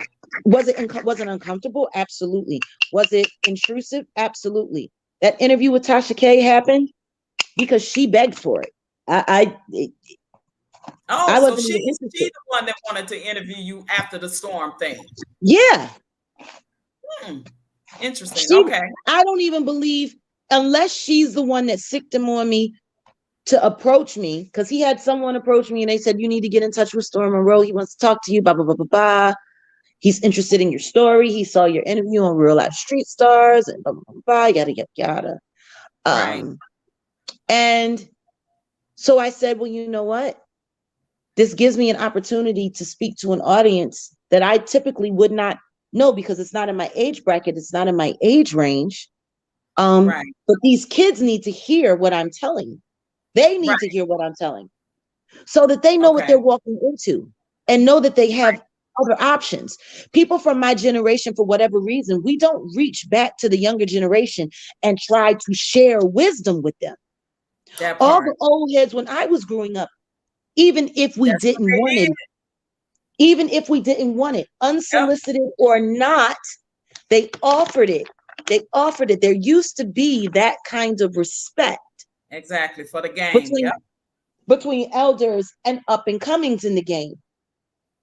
And I said, well, if nobody in my generation is going to do it, considering that there's all this awareness now, let me get this information out here to this audience so that they can actually have the ability to make judgments for themselves. Especially considering that some of the same devils who's, lording over pop culture right now were around when I was coming up, and they're pulling the same tricks, the same stunts, the same shenanigans. Next thing I know, Storm's videos go out of control. Then there's another 1 million+ video. Video went viral, which was the second video I have to do 1 million. And mind you, all from me just sharing honest facts and speaking from the heart on where my concerns were and what was important to me and what was happening. Southern Belle, thank you so much for being here. Can you guys put Jaguar's channel up in the chat? If you guys have not subscribed to her YouTube channel, there it is. There is pinned in the chat. Please go and subscribe to my sister's YouTube channel. That's not the channel they need to subscribe to. Oh, which one you want? The Philadelphia TV Network. .com. Okay. All right. We'll get to that as soon as you finish your story. I'm sorry for interrupting, and then I'll have. And they can put up the YouTube channel because there's going to be directives on the YouTube channel telling everybody to go over to the station. Okay, cool. Go ahead and finish telling your Tasha K story. But Storm came to me. He texted me one day we got on the phone. He said, Tasha really wants to talk to you. And I'm like, well, for what? I've been talking to you. I don't have a problem with building a relationship with you if we're sharing this information and trading information like this. I said, but I don't need to talk to her. Yeah, but she really, and that was around the same time when the weird stuff started happening in my life. When people started showing up at the house trying to get into the house, me being followed. That's when that all first really started happening. Was that also a part of the what's that girl name? The other YouTuber, Toxic, what's her name? The Toxic Diamond. Was all of that? They were all a part. She worked with Tasha K. Oh, really? You didn't know that? No, I did not know that. Now you know I knew that she lives in Vegas. So I did know that. Yeah. And during the time when you guys came and did the radio interview with me, then all these Vegas rumors started coming out. And then I ended up watching a little bit of her show, and she like throwing all this shit out and telling both-faced lies. Telling lies like she saw, was it her on her channel or somebody was like, they saw you pushing a car, yeah. You homeless. I was like, the lies, like, where did that come from? And allegedly, she sent a team of people, or somebody sent a team of people to Vegas when you were there doing my interview looking for, it was just crazy. I said, these people is absolutely nuts. Listen to me. Toxic Diamond was living in Atlanta right up until you announced that I was going to be coming to your show. Right. Wow. Then all of a sudden, she moved. You can go back and look at all of her posts, and just happened to be staying in the hotel. She was living in the hotel looking for a place to stay. I saw that video. I saw that. That was in Vegas. Right down the street. Right down the street from where we were. Wow. Wow. They did the most. And I know why they did it. Tasha K was sent after me to discredit me and to track me down so people could find me. Period. I did that interview because I wanted to see exactly what her real intentions were. Okay. I wasn't expecting it to be a pleasant exchange. Yeah, and the whole world watched. At first, it was, in my opinion, it was going okay. And it just, all of a sudden, it went left when certain people was mentioned that allegedly she's connected with in the industry. Oh, please believe me. If you were to go back and look at that interview now, not that you have to, but if you were to, pay attention to how often she's looking down before she asked me a question. I had already did that, sis. Yeah. Yeah. And I'm sitting there watching her in the interview. See, she's sitting there interviewing me, trying to discredit me. I'm sitting there watching. I want to see your intentions. I want to know where this all really goes, because it don't start and end with you. You ain't nothing but a courier. You might as well be a raven. If this was Game of Thrones, she'd be a raven, carrying messages back and forth. She didn't conduct that. She didn't conduct that interview. Whoever paid her to come after me conducted that interview, and they sent all the questions. And she sat there and read them off while she was asking me. You could see it. Some of the questions that she was asking me, you could tell she would stop mid-sentence and then look down and then look back up. Wow. We were only doing interviews in hotels at that point because we didn't want to do anything else around our house because our house got invaded. Okay. I remember you mentioning all of that. I remember the Vegas experience, and I was like, this is crazy right here. Like, to know that people take it to that level when, just because you're speaking up and telling your truth, people got a problem with it because they are fans of people that you speaking about, but you taking a personal interest in it to that level where you the exploitation. Okay, let's just keep it a bean. Let's just talk about the exploitation of. Let us keep it a bean. The exposure of you having your family on her show, her interviewing your son. Like, I get YouTube and the whole entertainment, the whole clicks and view, but like there is no, what is the word I'm looking for? It was like certain things should be off limits when it comes to me and my personal opinions, when it comes to family, especially children. Her interviewing your husband, he's a grown-ass man, right? Her interviewing your family, they grown-ass people, right? By the way, that's not my husband. That's my ex-husband. Your ex-husband, yes. I'm sorry. You're right. Correction. I stand corrected. Yes, you are now Miss Jaguar Wright-Johnson. I apologize for that. And no, don't apologize. That's not for you. I'm stating it for the record. I know, but I should correct myself and apologize because he's no longer your husband. He's your ex-husband. You're right. They grown-ass people, right? And I thought the interview was brought in a light where, and if we all can really be honest, right? Mm-hmm. We all got family members we love, but we fall out with their asses, right? And they don't like some shit I said or done. I don't like some shit they said or done.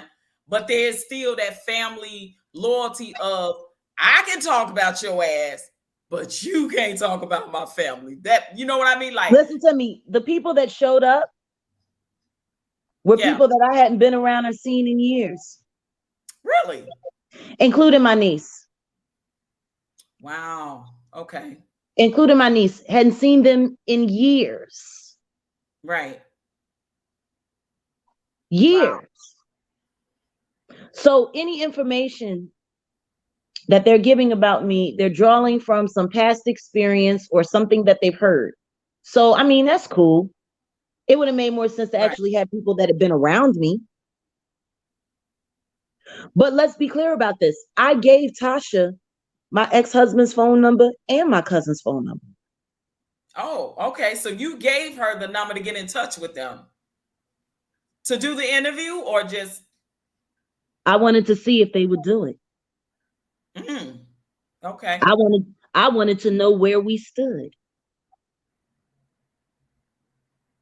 I found out. Right.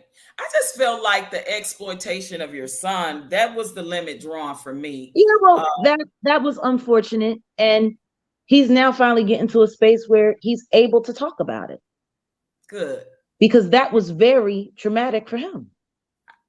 That part. And I'm so glad, because I've seen him in that light in a better space, and he's getting there and being able to talk about it. But, for me to exploit children, for your clout, views, clicks, whatever, bag, whatever, that again, for me, it goes back to the integrity of you as a person. That is a mother, that you're a mother too. So imagine having someone put your child, up on social media and ask them these type of questions. And children,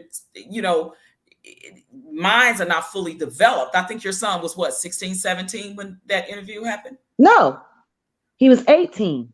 He was 18. Okay. He was 18. Okay. When that happened, but he talked about it with Night and Day. Me and Night and Day were talking, and he talked about it for himself. I saw that. I saw him talk about that experience and shed a whole different light, and sounded very much more relaxed, less stressed. I thought it was natural, with what he was saying, and it was authentic. So, people got to see that and got to see another perspective of, they don't realize when a child is with one parent and the influence of that parent and that side of the family is there, that puts a lot of stress and pressure on the child to make a choice or choose between the parent, which is effed up to me that parents and other family members do that to a child, not realizing because of your feelings and you and your emotions that you are actually harming the child because you want to get some off your chest. Listen to me. His father's been doing stuff to him like that his whole life, which is why I let him speak. I didn't say anything. He shared about all of the stuff that he went through. Indeed, he did. When he was with his dad, I didn't encourage it. I didn't ask him to talk about it. I didn't ask him to bring it up. He brought those things up himself. You know, it was unfortunate for him because he got ambushed. It was, he's sitting in his room on his computer in his own world. Somebody wants to talk to you on Zoom. Here, push this link and talk to this person. Wow. Not you're being interviewed about your mom. No prep. Not nothing. Just willy-nilly. Here's the link. That's like being with somebody and you're around that person and their phone rings and they answer the phone. They was like, oh, yo, here, take the phone. Wow. And you like, wait, what? Who is this? Like, what's going on? Right. You know, it was, he wasn't, how was he supposed to think in this minute that he had to question what was about to happen? Yeah. You heard him say it for himself. If he had known what they were trying to use him for, there's no way he would have done that. He said that himself. I heard him say that on Night and Day Network, and shout out to them. Yes, I definitely did hear him say that. I saw a difference in his demeanor as far as vocal. You can tell when somebody is stressed or saying something out of force or because they have to. And I didn't sense that with when Night and Day interviewed him. It seemed like he was so much more relaxed and less stressed, and he just literally spoke what was on his mind. And I felt that it was authentic, you know, coming from his mouth, you know, his experience with that all. And I'm glad that he is in a better place. And I'm glad that you are too, sis. I know all the fiery darts that came your way. I know the things that is still trying to come your way to stop you from your endeavors and what you're trying to do now. And that's what I want to talk about. I want to get into the now. I want to talk about what is Jaguar Wright doing now, because so many people was like, sis, put your music out, sis, to get your own channel, sis, write a book, sis, do this, sis, do you know me.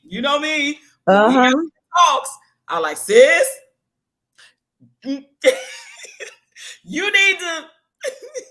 And for me, it was always about timing. Yeah, of course. And not only that, making sure that I'm completely able to execute the task that I set out to do. Yes, and your timing, yeah. Well, not my timing, God's timing. Well, God's timing. God's timing. I'll just get her correct, because you step back, which is what I felt was that needed to be done. You needed to step back from all of the toxicity, all of the drama, and you did. When you shut it down. Now you and I still, you know, text each other and had some conversation, whatever. I'm checking in, making sure you good and all of that. And you was like, sis, I'm good. Thank you for checking up on me. You know, I respected, listen, I respected your time to regroup, to refresh, to recharge, to regenerate. I respected that because I knew that mentally and emotionally you needed that. That's what you needed. And I think that that was the best thing that you did for yourself at that time, with all of the stuff that was coming your way. And which now brings us to the space you're in now.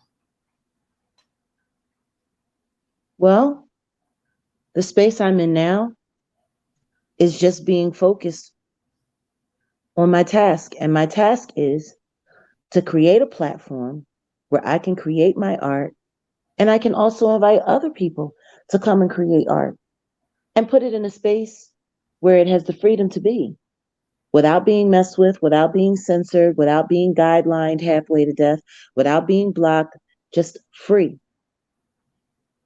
Yeah. Free, no, nobody, like you saying, shadow banning you. Uh um And cruelty free. yeah, yeah. And you can and listen, How about that? they don't censor you Cruelty over free. there. They don't censor you.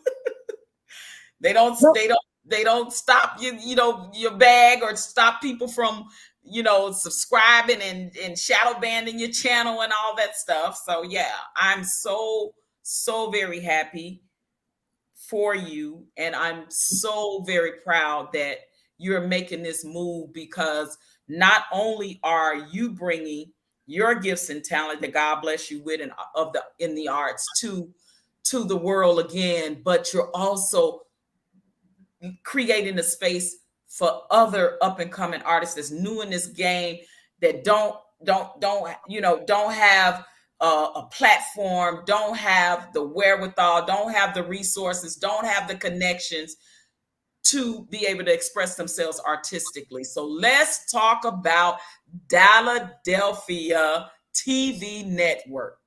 yep. Let's talk about it. Yeah.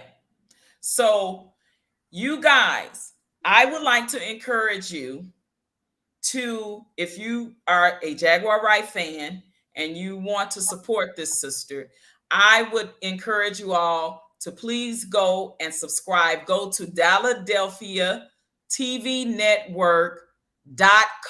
It is her own website. She has her own website on Roku where she's gonna have her own show, live performances, and other things to come for herself and up and coming artists.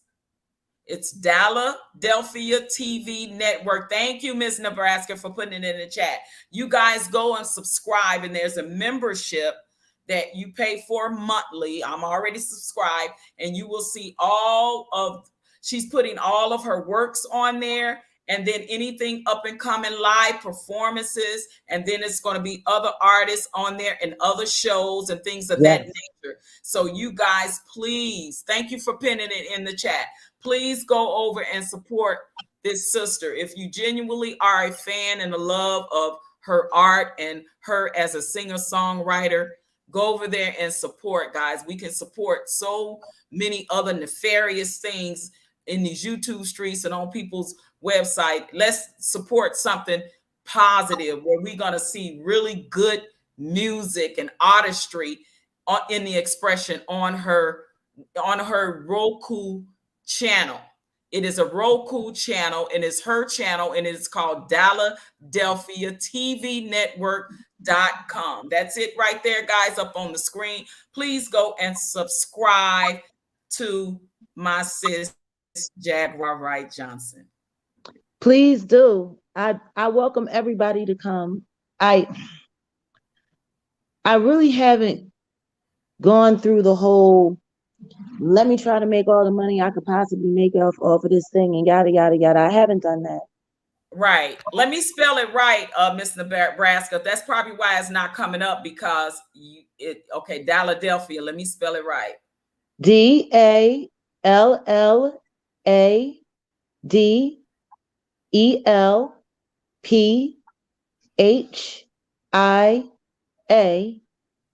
TVnetwork.com.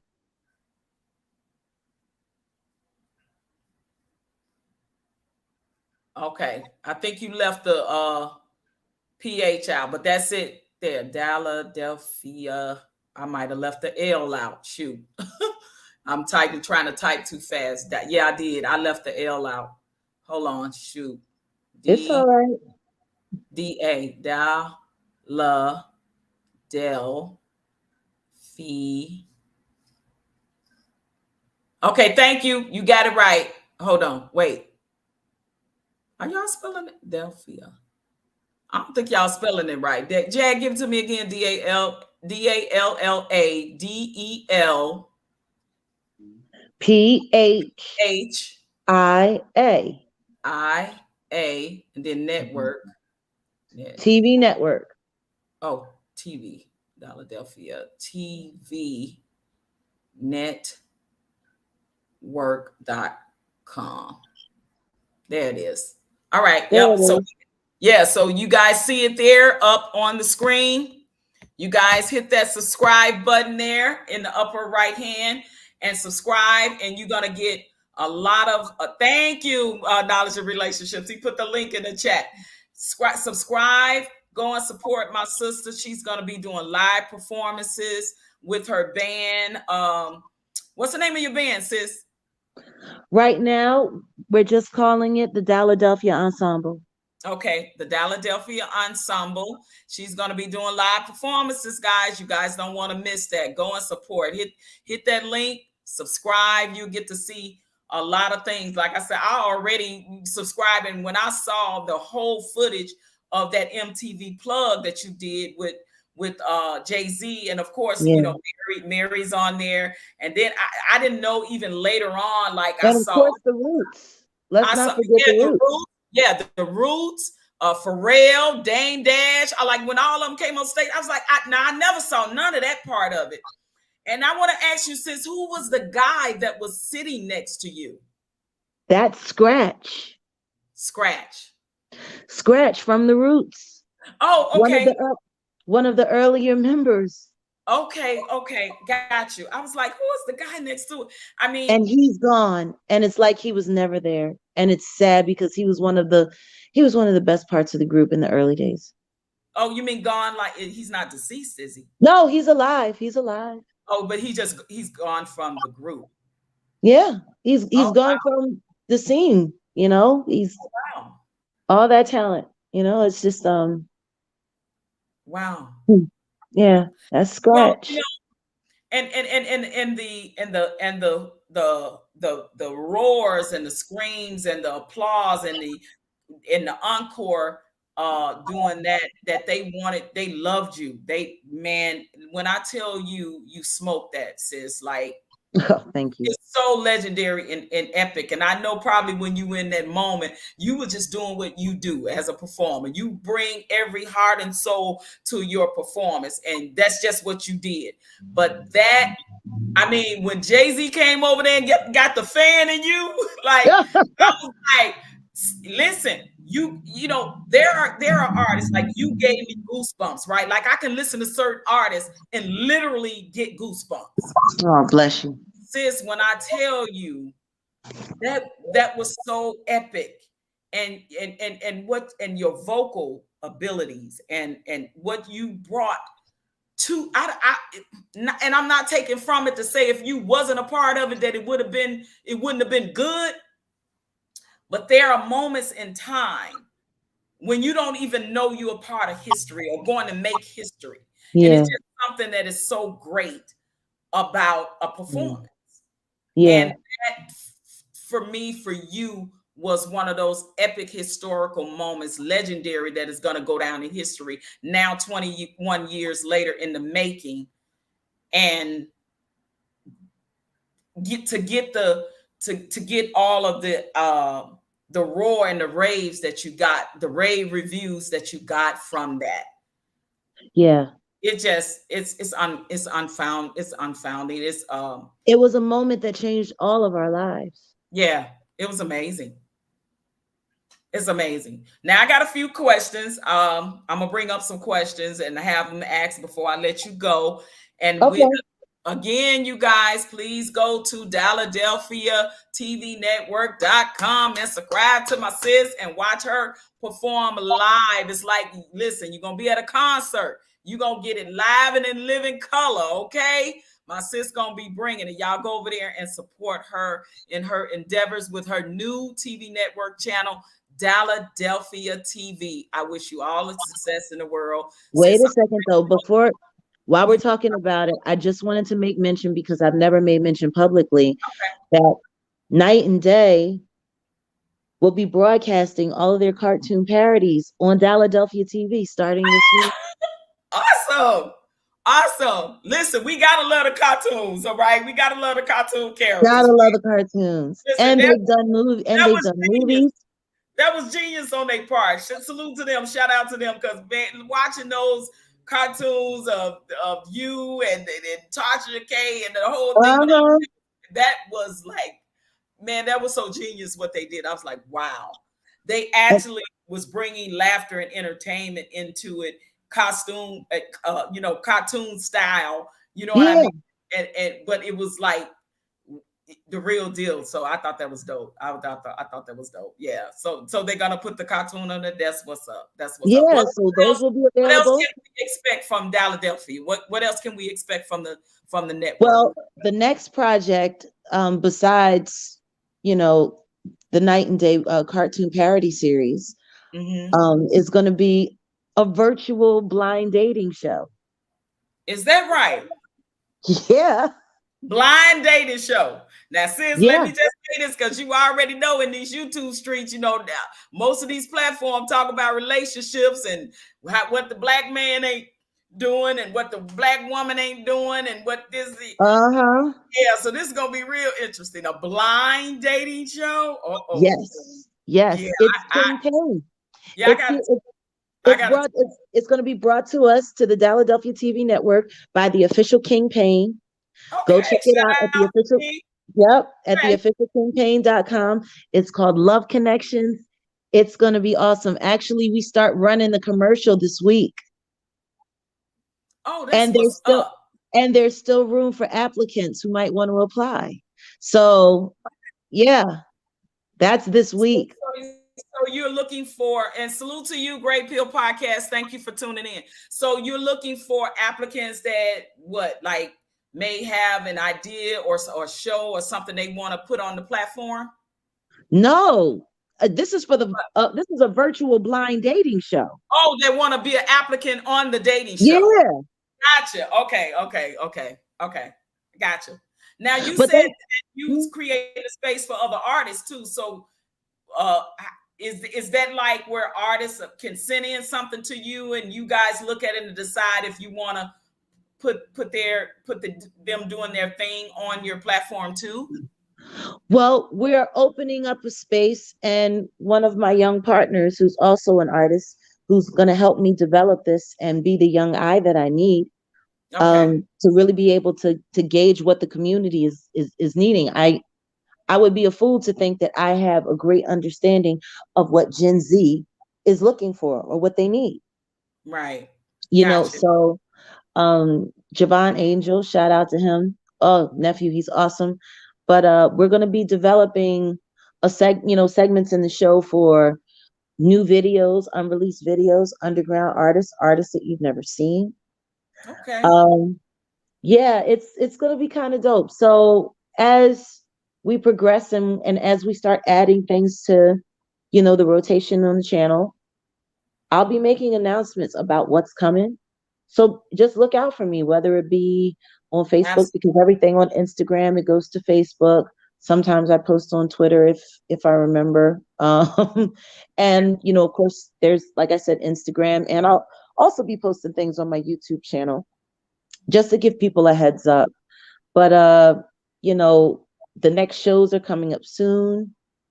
And I like the fact that people will be able to come and see one of my shows in the comfort of their own home. Yes. And they only have to pay $10 for the ticket. To me, that's great. I love to watch you. I love to watch you on this big screen and all that. But sis, I'm pulling up. I'm telling you now. I'm pulling up. I know. I'm pulling up, sis. I'm pulling up. I know. I want to see it live in color. You already know I'm pulling up, right? Like I'm pulling up, right? I want to see you live and in living color. But yes, guys, I'm so excited for you. As the channel grows and as the subscribers grow, because this is a subscriber base, it's a community driven platform. Yes. So, we're only limited by the amount of subscribers we have. The more subscribers we have, we can bring the show to your town. Exactly. Exactly. and that's what we're looking to do. Yeah, This is that going will to be be real dope. content. This is Yeah, going to be new content, new artistry, new music every month. yeah. And don't get me wrong, I think I got pretty good taste in music. I Oh think I yeah. got pretty good taste in artists. And I think people are going to really want to see the artists that we will be presenting on this channel. So when it comes time to make submissions, I'll definitely make a post about it and hope Okay. everybody pass it along. Right. Absolutely. You guys, please do. Yes, you can come up Intellectual Soapbox. This is one of my background, my IT people that works in the background. You could Okay. come up. I want to pull up some of the questions so I can have Jag ask some of the questions that you guys put in. Thank you guys for staying and tuning in and rocking with me. And so I'm going to get to some of your questions before I let my sis go. I know that she's very busy and she's, not feeling as good today, but we want to get to some of your questions as fans of hers and people that just want to ask inquiring minds about where she is and what she's doing now. Absolutely. Mr. Intellectual, thank you, fam, for coming up. He's one of my family IT support in the background that be making it do what it do. But Oh my so gosh. I have a question here. Hold on one second. I have a question here from Vouaghn Bryant. He's one of the moderators. He said, "What do you think is missing from the music today?" Life, Jack. love, and music. Hmm. Life, love, and music. You hear that, Vaughn? That was That's that what I was think is straight. missing. That was straight up, no chaser. That was straight into the point. And he got another one. Okay. I've often heard you expose the industry for its hypocrisy. What to play for you to speak out for the first time, and were you reluctant? I guess it's like what led you to do it, and were you reluctant to do it? Um, I would have to put those in reverse. I had been reluctant to do it for 15 years, Hmm. but it was the death of Malik B and the lack of proper acknowledgement to his legacy that made it impossible for me to not say something. So that's the best way for me to answer that. I had been Right, reluctant, absolutely. For 15 years, I didn't say anything publicly. I kept it to myself. I only shared with those who I think or thought needed pertinent, relevant information to help them in their situations. I was always very diligent about holding my tongue about a numerous amount of things. So, yeah, I was definitely reluctant. But after right. Malik, I That was could not kind of not yeah. say something, because for me to That not say was something, the camel that broke. What did it say? The straw that broke the the camel's straw that back. broke the So camel's back. Yeah, yeah. yeah, wow. And it makes sense. Everybody has their breaking points where they say enough is enough. Of yeah, being sitting back idle and saying nothing and watching a lot of things happen to people, happening to you, and saying nothing, and then one day something happens, and it's just yeah, It's a trigger. you up to here, and it's a trigger, and it's like okay, enough is enough. Something has to be said. Yeah. Trust me, I wish it had been someone else, but it wasn't. Like at this point in time, me questioning any of this is absolutely futile. For one fact, I believe in God. Actually, I'm let me position myself because I want people to see me when I say this. Okay, sis. I believe in God. I believe in the power of Jesus. I know what God and Jesus have done for me in my life. I believe that everything that happens within the will of God. That means no matter how negative or how positive, it was put there for a reason. Mm. I have no right to question anything that I said or anything that I've done, because if it wasn't meant to happen, it wouldn't have happened. But it did. And now is the time for me to establish with myself how to purpose everything that happened. I'm not trying to beat the game on their terms or by their rules. I'm choosing not to play the game Play the game. Yeah. and to play my own game and to build a space Creating your to own be, lane. period. Creating my own budget, not needing to have to get a record deal, not needing to have to get a distribution deal, to have the ability. And guess what? I also get to do all of this with you. I've always been an inclusive artist, not an exclusive artist, but an inclusive artist. And this channel is going to give me the ability to bring everybody into seeing what it really takes to create at the level that I've created at and to produce what it is. This is going to be an awesome ride. And month for month for month, you're going to watch it build right before your very eyes. I'm Right. honored. If that's what my legacy is, to prove that this is possible without needing the industry at all, I have now made it possible for other artists to come behind me to follow and do the same thing, and to not need the contract, to not need the position on the plantation.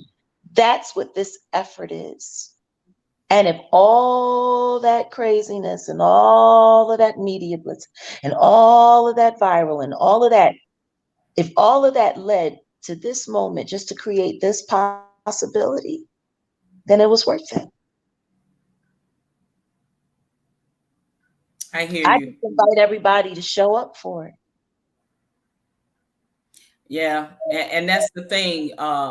Getting the support that's needed with people that feel the same way you feel, never got the opportunity, always knew that it was gatekeepers, always knew that it was people stopping them, not letting them get the bag, not putting them on shows, not letting them go on tours when they got hella Not if you're talent. an individual, not Yeah, if not you have the not being ability to freely themselves. think, not if you have the ability to freely think. They do not want anyone encouraging the herd to think independently. Wow. They don't want that at all. Right. So I'm going to Wow. stand here and I'm going to build this space for me and anybody else who wants refuge in it. I'm going to build this space. Sis, I haven't sang in a while. I I sang know. this week. I sang this week more than I've sang in I don't know how long. And I'm getting excited at what kind of shows we're going to create virtually for all of the audience to see month for month. You know, Right. the set list that we're writing, the band that I'm building, all of it. You get to come along with me and watch me do this. And I'm falling in love with music again. That's so good. And that's so good to hear you say that and to see the light in your eyes when you say it, because I knew when going through all that craziness over the last 2 years, you kept saying, I don't feel like singing. And for an artist to not feel like doing what they love to do, what they were born to do, what they were gifted to do, the gift from God that He gave to you to share to the world. I was like, I want to see my sis back there. I legitimately wanted to see you back there. And I'm so glad now when I see you on IG and you playing the music and you got the big smile on your face and you talking about Philadelphia TV Network and the plans that you have for the artistry that you want to bring to that platform and for other opportunities. It makes me as an artist too feel like, yeah, because a lot of times we don't have these type of spaces unless they trying to put you in a box and say you got to ride along, go along to get along in order for you to be where you want to be or have the opportunities that we gonna allow you to have when you the one working hard to do it. Listen to me. The Philadelphia jam sessions that we're about to start in January are about to be life-changing, yo. I stake my name on it. There is so much raw, untapped talent that is overshadowed and hampered and kept under a rug here in Dallas. And I don't think Talking everybody about the name, Philadelphia. Tell us about the name. Where the name come from? Well, when I came down here, I was leaving Philadelphia and I was moving to Dallas. Dallas was in my future. And Okay. Philadelphia was in my rearview mirror as I drove away. I'm sorry, Philadelphia was in my rearview mirror as I drove away. And I said, how do I honor both? Mm, Dallas for got my you. future, Makes sense. Makes sense. Philadelphia for my Salute to past. you, Mr. He said. Thank you for tuning in. Thank you. Yeah, Uh, listen, it makes sense. Dallas is your new home. Philly was the home, and you combine yeah, both because we got to keep the Philly soul in there. Like it's so much history with Philadelphia absolutely. and Listen that to me, sound of that's Philly. just me. That's just me. But there is a symmetry between Philadelphia and Dallas musically. There is a symmetry. Um, there's a heart when the music is there. Like, man, I go and see some of these bands down here that play down here, and it makes me feel right at home, Right. listening to them. And instantly I'm like, okay, I want to help. Whatever this is, I want to help the world see it. That's what's That's up. been my goal from the second that I got down here, and I'm blessed. I got to spend last evening with one of the most talented vocalists here that I know that I love, Kerion Johnson. Okay. Amazing. Okay. And she's now working with another one of my babies from down here, Jaguar French, and they're actually making really incredible music. And I want to be a voice for the future. I honor my history. That's another way of leaving your mark, sis, and your legacy in the industry. And you Yeah, ain't got to do it the way they say you could do it. You doing it in your own way, and that's what's so admirable about it. And also, you already know we share mutual friends. My homeboy Q is down there. I Q, know. the comedian Q. Shout out to him. Q and And his wife, his wife Cinderella. Cinderella from Shout out to Songwriter. Cinderella for her Hollywood Shout out star. to Stan, shout out to Q. So yes, when I come, we gonna hang. I already told him, I'm like, look, I wanna, support you and what you're doing with the comedy and all of that. Cause I say, yeah, I'm gonna come down there, I'm gonna pull up. So we gonna make it happen, sis. We gonna make it happen. Absolutely. I'm excited for you. So I got my team members up here, Mr. Best in the World 84 and M3. Y'all got any questions y'all want to ask Miss Jaguar Wright-Johnson? Wow. Wow. Wow. That's all I can say is wow. Like this is just something that I've been waiting for a long time, man. Like this is for those who always said I couldn't do it. This is for my mother, my auntie who showed me how to love, for my Oh, grandfather who showed me how to be a man. This is for them. This is for them. 2 years ago I was diagnosed with an organ disease. And they said I may not make it, you know. And I said, well, you don't know who I am. I'm definitely gonna make it. And I'm That still part. fighting. You know there what I'm it is. saying? And that's the thing. Never let anybody tell you that you can't do it. So many people, they make fun of different things. They make fun of the fact that I'm an avatar. They make fun of the fact that, I don't show my face, so I just try to promote my brand. A lot of people have said a lot of different things. They try to put me, and my team down because we don't want to be a part of, Black YouTube or any type of sphere, anything like that. Hey, You know look, what I mean? I'm an avatar now too. Oh, You say said it what, again? Jag? What you say? I said now I'm an avatar too. There you go. Right. You know what I mean? So Everybody so can many do people have said advertising. exactly. So many people have said different Go ahead, things. April. You know, some people have said different things, and they've doubted, you know, the things that we can do as a team. You know what I mean? And this right here for Jaguar Wright blessing us with her presence.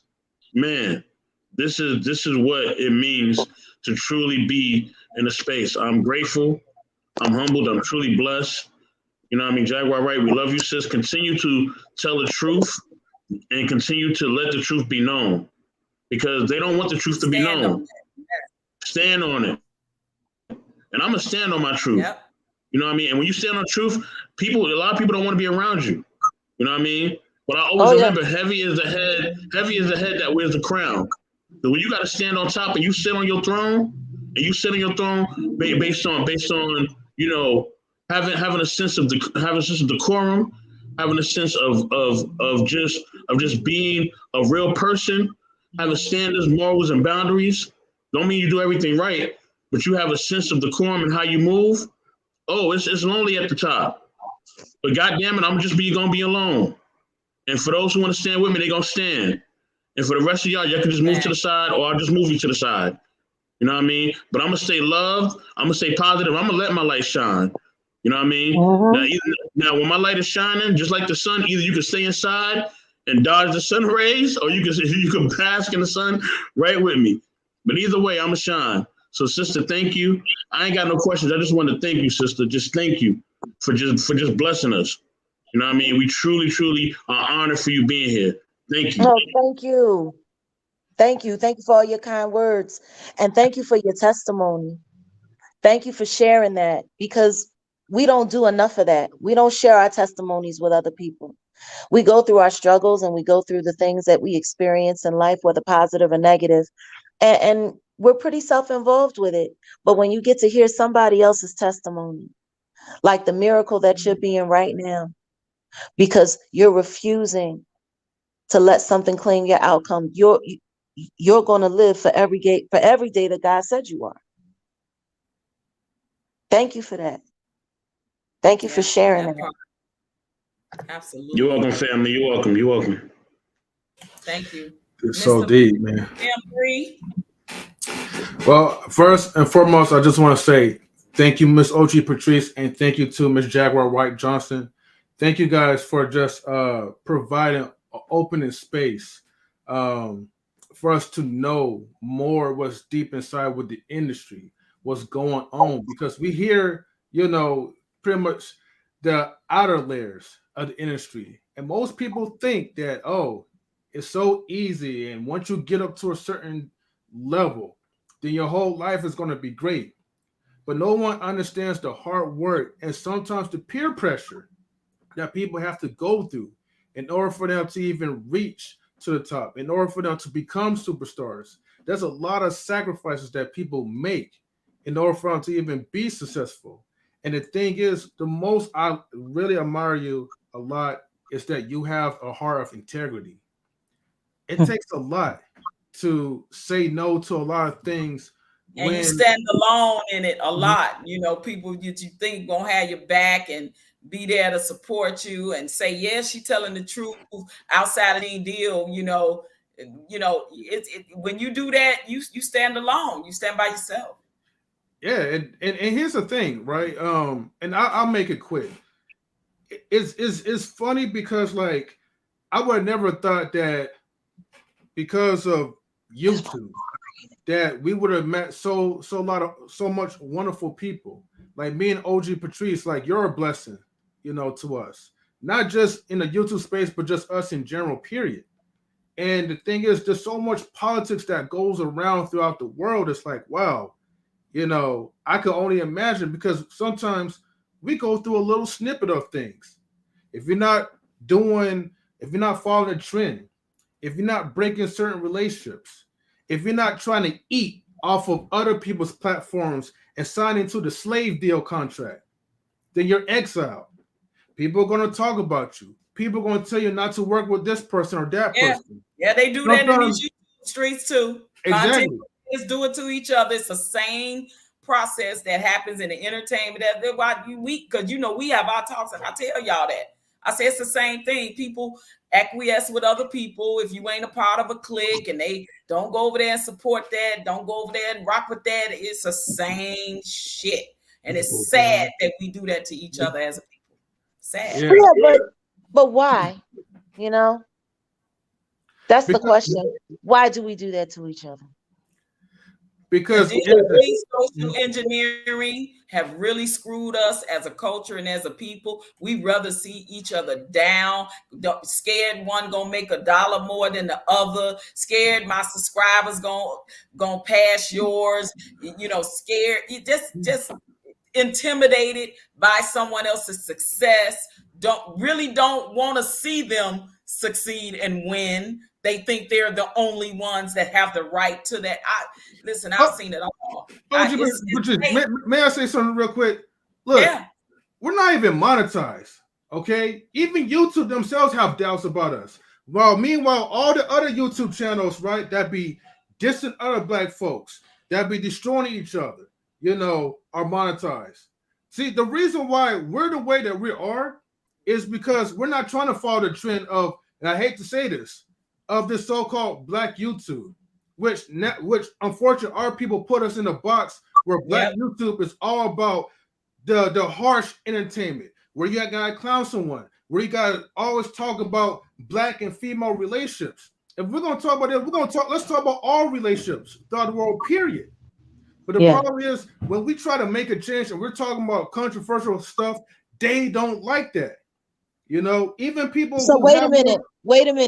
So what you're saying is that every time you try to put up content on YouTube that might be on a hot button issue that's controversial or something like that, they demonetize your video? Well, right now we're not even monetized at all because YouTube is having second reviews to try to decide whether if we're good enough to even be in a YouTube program, pretty much. Wow. Program. As far as monetizing, because they got the subscribers and they got the watch hours. Huh. But it's okay. The point is, if people want to donate, they could donate. But the most important thing is that as long as we have some type of social media platform, we want to make sure that everyone hears the message, everyone walks away inspired, and that's all that's all what we really hope for. We're not doing this just to try to get money. I mean, hopefully we could one of these days get our reparations, as usual what OG Patrice would say. Yeah. Reparations. That's right. Reparations. Man, my heart's on retribution now. But other than that, I just want to make sure that everybody walks away with something, and that's the heart that our team has as knowledge relationships. So if no one agrees to it, then hey, it's okay. We keep doing what we're gonna do. Right. And let me say this. Tuning in, sis. I love Shaq. Thank you. Salute to I love Shaq and salute to the Conquer team. Bruiser, that's her husband. Salute to him as well. I just want to say this also in the space, and you've talked about the space you was in, Mrs. Wright. Yes. We've had content creators steal from us.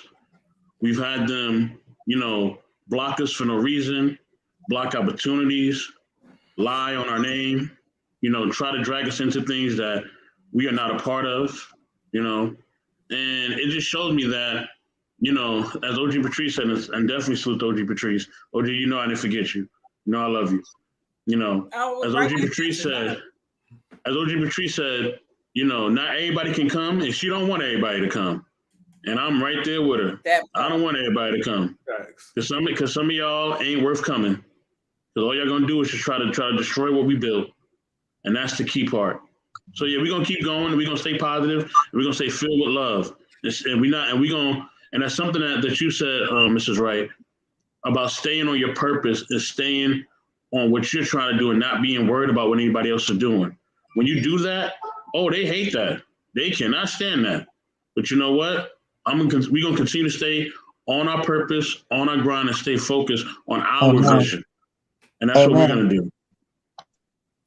Amen. All right, ladies. Thank you so much. That's where the fight is. Yeah, definitely.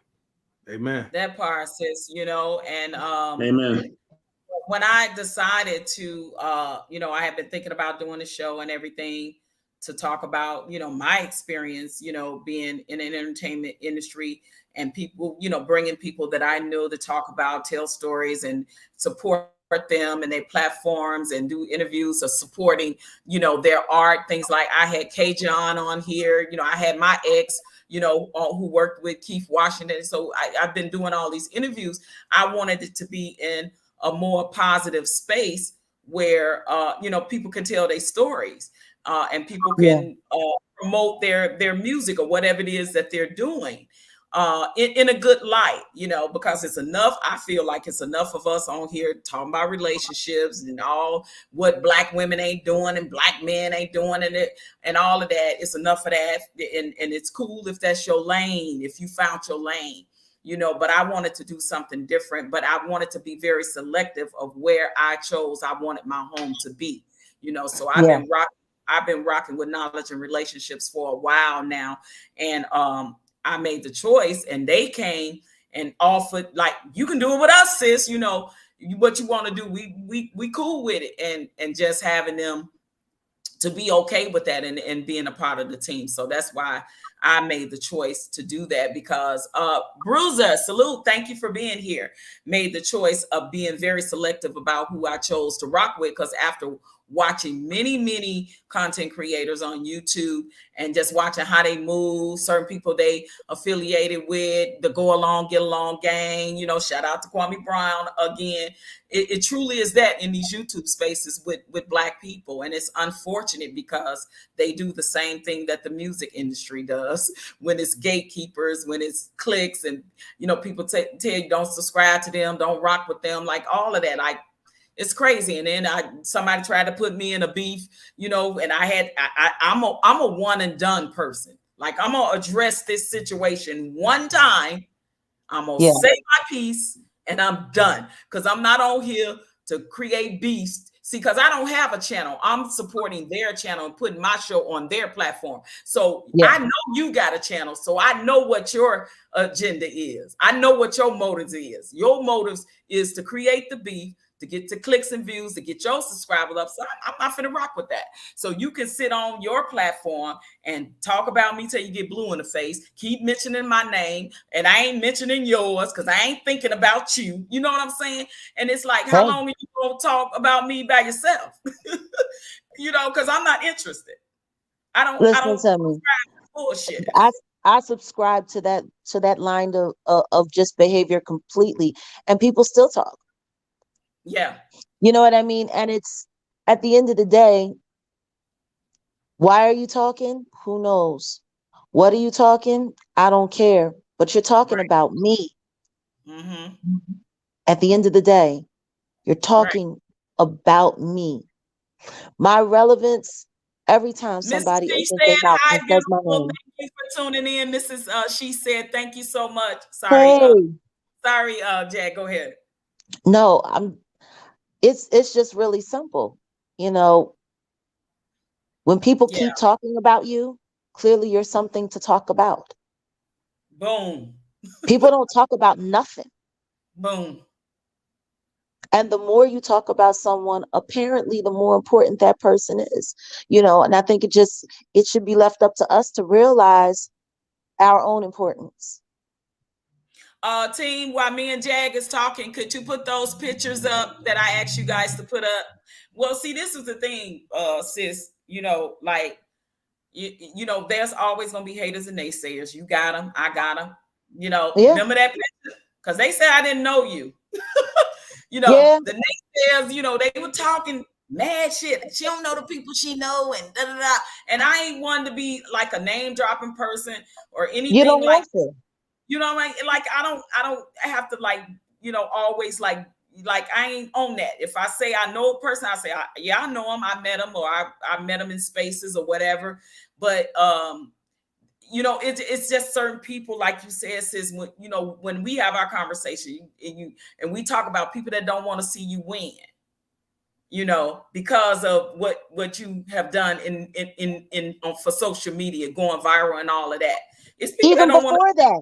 Even before, yeah. no, but see, They didn't want you to win before that. That's just the recent. Yep. Before that. Yep. Yeah. They've been coming after me on the low for 15 years. Yeah, that's crazy. And to know that, majority of the time it's women, against women. Like you talked about it, right? Even in the entertainment industry. Remember that picture, Jack? Look, Jack. Yeah. Jack. Yeah. Look, you and Goober had fed me so much. Like, I was like, and y'all gotta be kidding me. That's our spot. In our spot, right? I was like, y'all gotta be kidding me. I can't eat all this food, but take it home. Go ahead. I'm gonna get you. I remember you saying that. Take it home. Take it home. We ain't gonna take it with us, sis. Take it home. I was like, y'all gotta be kidding me. I can't eat all this food. That's his love language. Mm-hmm. Food is his love language. And I love it. I love it. I it was such an honor. It was a good time. Guys. Yes, hanging out with you guys, breaking bread with you guys, and continuous, our friendship and our conversations. Sis, I love you. I always want to see you win. I don't hate on my sisters. And I ain't even gotta like you said, you wish nobody no ill will. I ain't gotta rock with you. I ain't gotta be, your friend or always agree or acquiesce to what you say. But listen to me, I could absolutely I want to see you win. Like, I'm not gonna hate on you, on my sister. I might absolutely detest you. I might detest you.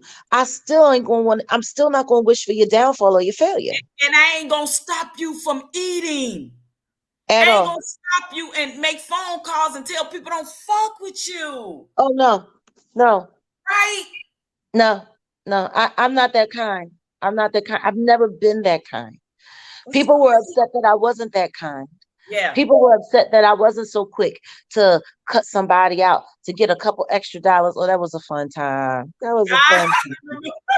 That was the radio station. Yes, shout out to my sister Lachey. Yeah, that was when we had the radio talk show when we interviewed you in Vegas. That was absolutely fun time, sis. And it was listen, fun. It was fun. I'm so glad you're in a good space. I'm so glad that you're moving forward with the endeavors that you're doing with Philadelphia. I'm one so step at a time. One step at a time. Yeah. Every day is another day to make another step forward. And I just hope that all of the people that showed up for all of the hoopla and all of the everything show up for this. Exactly. And that's where you're gonna see where the true ones at, right? Like you're gonna see like all because it was all the hoopla, when you were going viral, on social media and saying all of the various things about people and coming out and telling your truth and your story. So now where they gonna be at? They kept saying to you, where your music at, sis?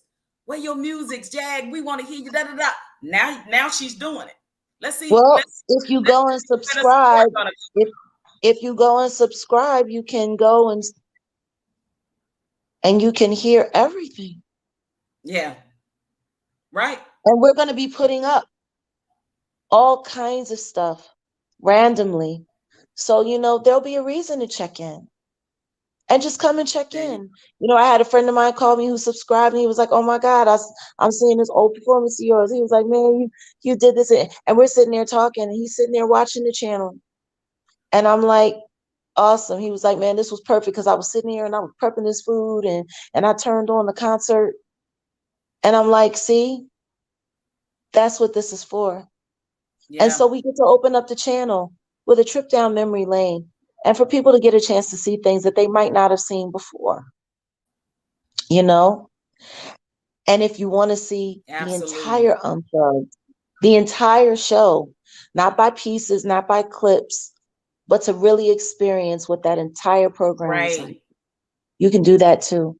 And I'm honoring it. Since I watched the whole thing, it was freaking amazing. I watched it on your channel. I was like, I didn't know all of this went down and happened and who all was there. Like, I was like, this is so freaking epic.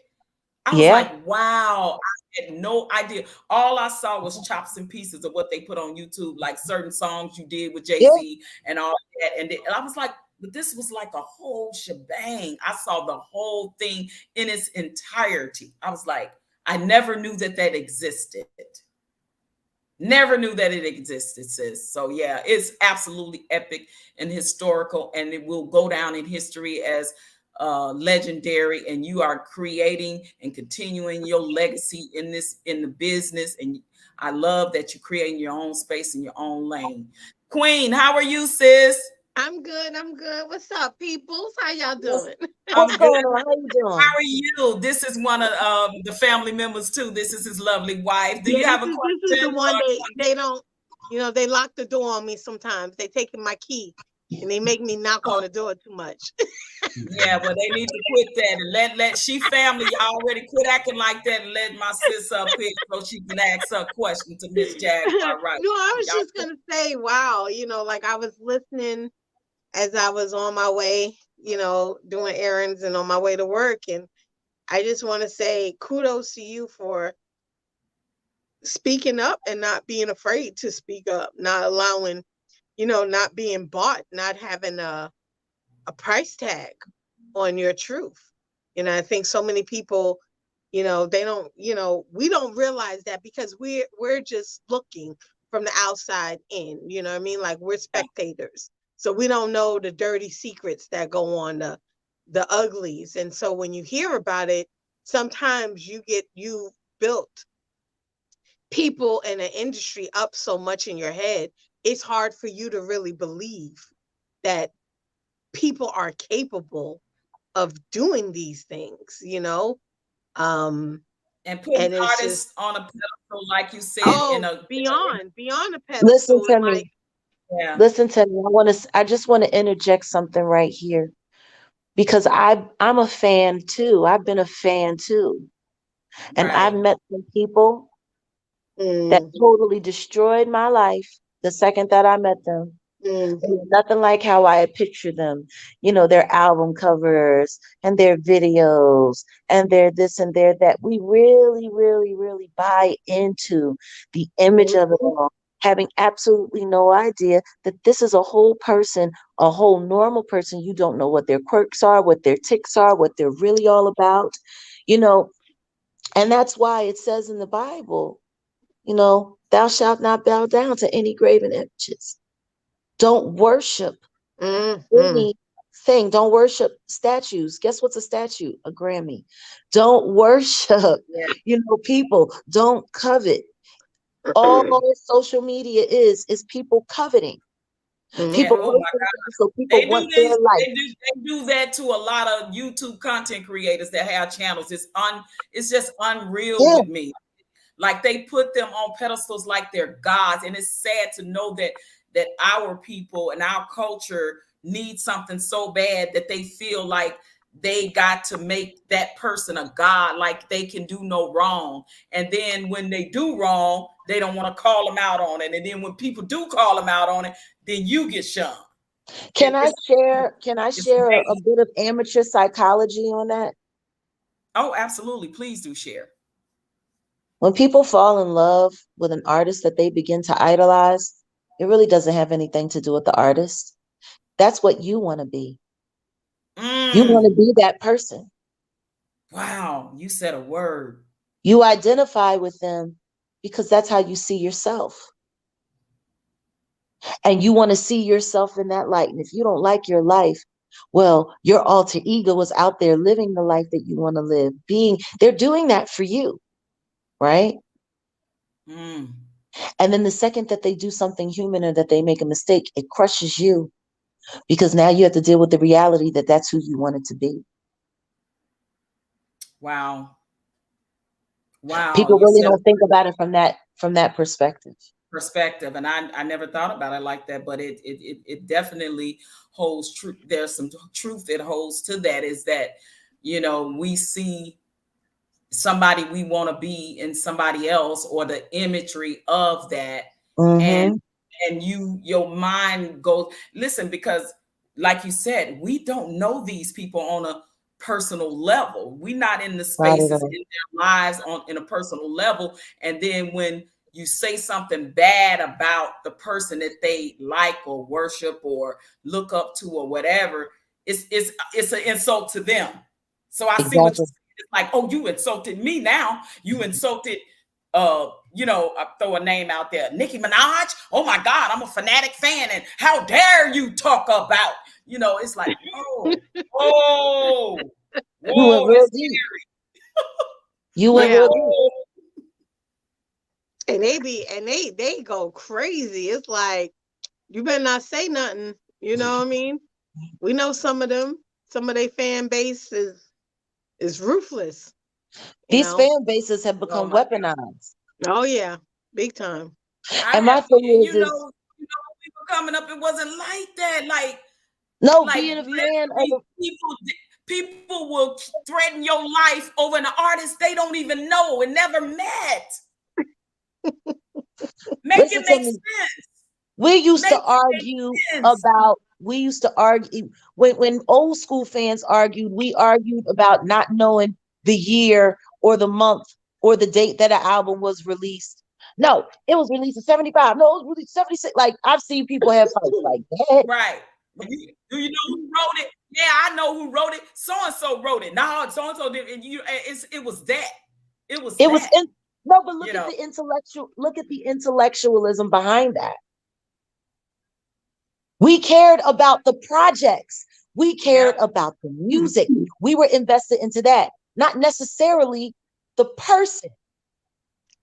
That part, the music, because when you finally do meet an artist that sung one of your favorite songs that got you through a hard time, or when you were going through a divorce or a breakup, you cried to a song, you laughed to a song. Yeah.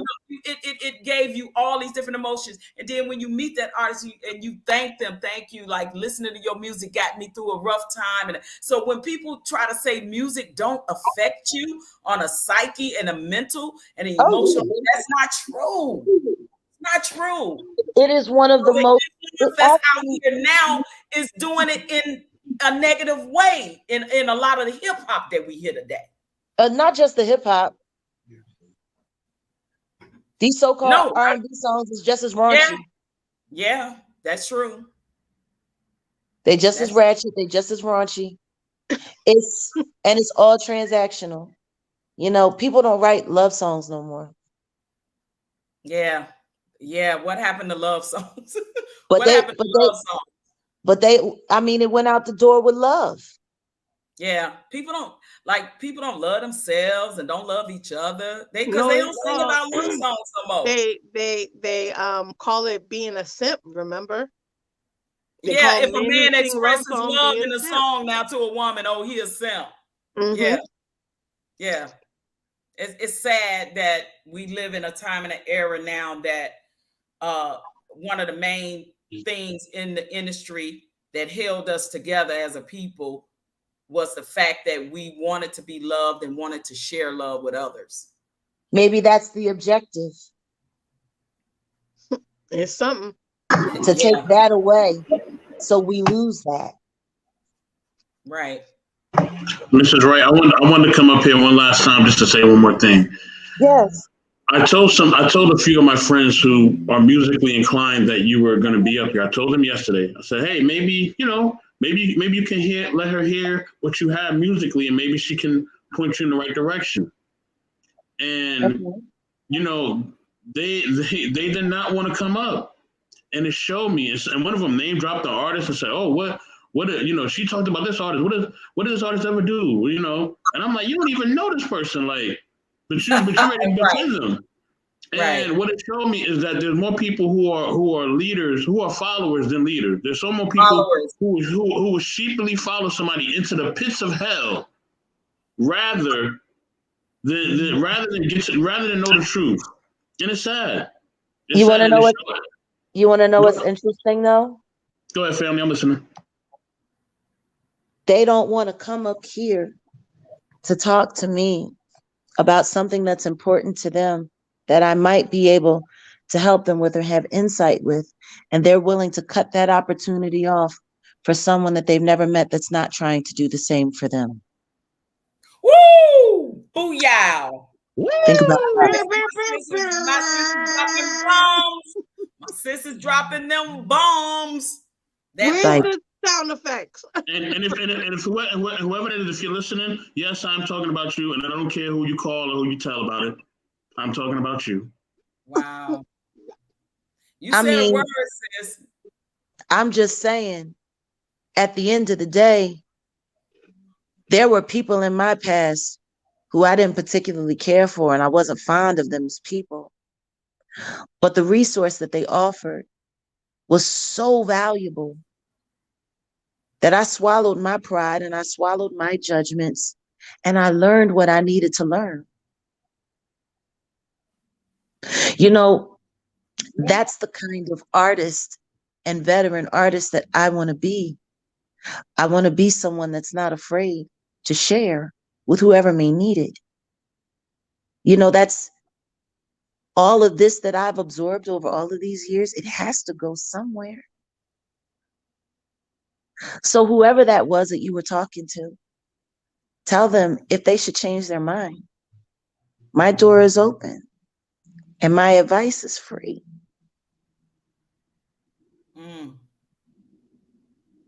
Yes, ma'am. Well, See, I just want to, on the Yeah. lighter note, I just want to say, me. I was trying to get in the rap game. I'm not stop. I just Me. one, I heard that. two. Party people, let me tell you something. I'm stop. Listen to me. You was right there in between Funk Master Flex and DJ Khaled, all in Oh all my in a goodness. few seconds. Listen, someone got a question in the chat for you, Jag. It says, I got a question. What books you guys recommend for us to read on contracts? Everything you need to know about the music business by Kashif. I didn't say the same thing, Six, by Kashif.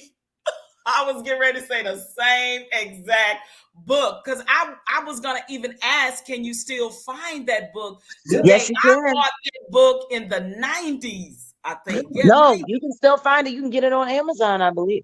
Amazon. Or Okay, just Stan. Google it. Yeah. It's called Everything You Need to Know About About the the music. Music Industry by Kashif. Wow. God rest his soul. God rest his soul. Wow. Okay, let's see. I think we got A lot of people don't even know that Kashif is gone. Hold on a second. Wait a minute.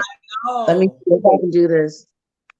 How's that? You do it at Jaguar, reaching out your hand to one that may not be reaching back. Okay. Oh, wow. You still got your book, sis. I'm gonna have to order me another one because mine's got lost somewhere during the trenches when I was moving. Wow, There sis. it is. I gotta get that book again. That's that book. Gerald got it. Who? Goomba. He finally got it. Oh, Goomba got it. Mm-hmm. Okay. Any asking a question, that's how you do it at Jaguar Wright, reaching out your hand to one that may not be reaching it back. Yeah, that happens a lot. Good night, Jenny Deal. Bro, we pulling Night, up. Gene. We gonna see you soon, bro. I'll be right there for that cooking and conversation with you and Jag, okay? But sis, also, but before I want to part, I really gotta, because I never forget people that made things possible for me, no matter how small or big. I want to give them their flowers. I want to give them their kudos. I want to say a special shout out and thank you to Nosy Ho. Absolutely. Has it not been for Nosy Ho, I would not have met you. I would not have gotten in contact with you. And I thanked her on so many levels. You know, I rock with Nosy too. Nosy, listen to me. That's my little sister. I love her dearly. Nosy made that possible. So salute and shout out to you, sis. Thank you once again. I appreciate the effort. She actually went out her way to get me in contact with you. And I appreciate Yes, she did. Yes, she did. She called me up. Did that. And she called me up and said, somebody needs to talk to you. Uh-huh. I said, because there's no And way that, I could not have been a fan of yours for so long. And then we know some of the same people in the industry and we move in some of the same places, but the time and like, it was like, I felt like it was just meant to be, meant to be, in the timing is everything. Timing like is I everything. said earlier, it's all God's time. That And everything facts. happens within his will. And All right, somebody brother. had said something. Oh, somebody had said something earlier about me reaching my hand out to somebody who's not reaching back. Yeah. The second that you said that, Well, no, she said, let me read it right. She said, that's how you do it at Jaguar, reaching out your hand to one that may not be reaching back. Yeah. and guess what? And the first thing that came to my mind when you said that was Jesus Christ. That's the first thing that came to my mind. Jesus reaching out his hand for people that aren't even reaching back, but he doesn't retract it. That part. He doesn't retract it. It's there for whoever needs to hold on to it and grab it. But in order for somebody to have something to grab, it's got to be there. That's true. So I want to thank you because that was a whole little revelation with that comment that she just made. Oh, yeah, absolutely. That was a whole little revelation. And anything, sis, I so appreciate you. I know, I had you up here for a minute and I know, you're not feeling your best and I'm praying for your speedy recovery and for you to get healthy and strong again so you can Girl, I'll be back on my feet tomorrow. What you doing? That's right. That's the attitude. That's right. You will be. Goomba Head, you don't want to peek your head in here and say hi to me? He got to come over here. Come on, Goomba. Don't play with me because I'm still going to get you about that food. Making me take all that food home. I did eat it, though. I ate it the next day. What's up, dude? What's up with it? What's good with you, King? What's up? Not much. Hey, just busy over here on PhiladelphiaTVNetwork.com, making sure y'all are able to see what y'all are seeing. At that part, y'all doing it. And thank you all for always standing behind my sis, being the king that you are, the husband, the leader. I appreciate you for rocking with her and never leaving her side and just making sure she good. Because know, I'll be texting both of y'all. I'll be like, bro, you good? She good? You be like, yeah, we good. You know me. That's how I do when I'm on my people. I love my people. So I check up on y'all to make sure y'all good. But thank you so much. I appreciate you coming in and saying hi. Is it anything you want to say or leave us with? PhiladelphiaTVNetwork.com. All right, that part.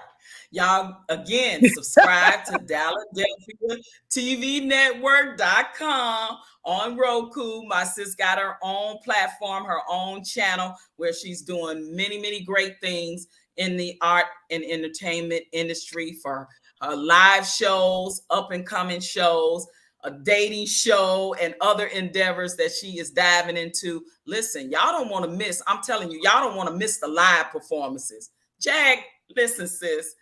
The live performances, sis. Look at your face. I'm so elated and happy for you that you in this space right now and you doing it. And I'm glad you listened. I'm glad you listened, sis. I'm glad you listened. You know what? Oh crap. Hold on a second. My bad. I got stuff going on this phone. I do listen. I pray. I listen and I pray. And that's that. And what makes sense makes sense. The past 2 years, there were a few different opportunities that were presented that weren't always what I needed. But this created a space for us to really do and be without having to worry about being censored or channel striked or, any of that. And not only that, a space where I can be me and do me and talk me without having to worry about all of the craziness and the guidelines and the this and the that and the. Right. and it gives us the ability to keep building. Keep building. I believe this is Man, also I can't wait. to take it to another level in the industry, to do something different, you know, that no one is doing and creating the space for. Because even with the podcast and the things like your Drink Champs and all that, you got all that, but there's no platforms for them to show their creative artistry and expression. And having your own network is allowing you and other artists to be And able and all of those other platforms that you just named are owned by another entity. Yeah. And we need to start owning our own ish. I got another question from Mrs. Wright, real quick, if I could. And this is really my last question. Okay. It's about the whole gatekeeper thing. Yeah. Why? Okay. So what is the ins and outs of that? And when you say no to that, what is the whole process of what goes on after that? Because we see what happens when they say yes. What happens when you say no? Well, when you say no, it takes about 2 months for all your deals to start falling through or stalling out. And then your tour schedule changes. You end up having to change booking agents. Then after that, you might have invitation to certain events, but you'll go there and notice that you're being iced out politely in certain areas and certain spaces. You know, it's subtle, but it's aggressive. Because no matter how you show up, even though you didn't change in your manner and your effort, the only thing you said was no. You're still operating the same way, but everything that you operated in changes quickly.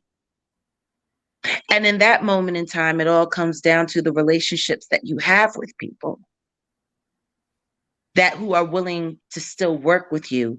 Besides this, me going the alternate route isn't anything new. I've been doing it since 2007, 2008. It's just public now. Do you think some of those people that, you know, chose to turn the blind eye or altogether stop rocking with you, do you think that they were threatened by record labels or producers or people? I'm sure there was definitely conversations that went something like this. I ain't fucking with you if you fucking with that bitch. I guarantee you it was said just as plain and simple as that in many a conversation. And I'm sure there was a lot of, you better be careful dealing with her. You know they out to get her. I don't know how many times I heard over the course of 6 months that people were talking about me like they were talking about Tupac before Tupac died. I'm pretty sure your name came up in a lot of boardroom meetings, a lot of different spaces and meetings. Referenced phone calls and texts and emails. But wait a minute, referenced as the Jaguar Wright problem. I was an obstacle that needed to be demolished. See, me really speaking the truth and speaking from my heart, it just made it possible for other people to do it as well. Yeah, people, it's a few that's starting to come out and talk, you know. What's really interesting isn't everything that I said, is that everything that got corroborated over the year and a half when I said nothing. Yeah, a lot of stuff started coming out to be. I called damn near everything that has happened in pop culture before it happened.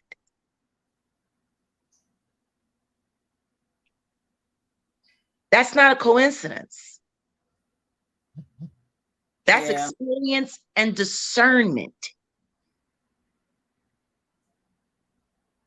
You're right. You So when it want. comes to the whole gatekeeper thing,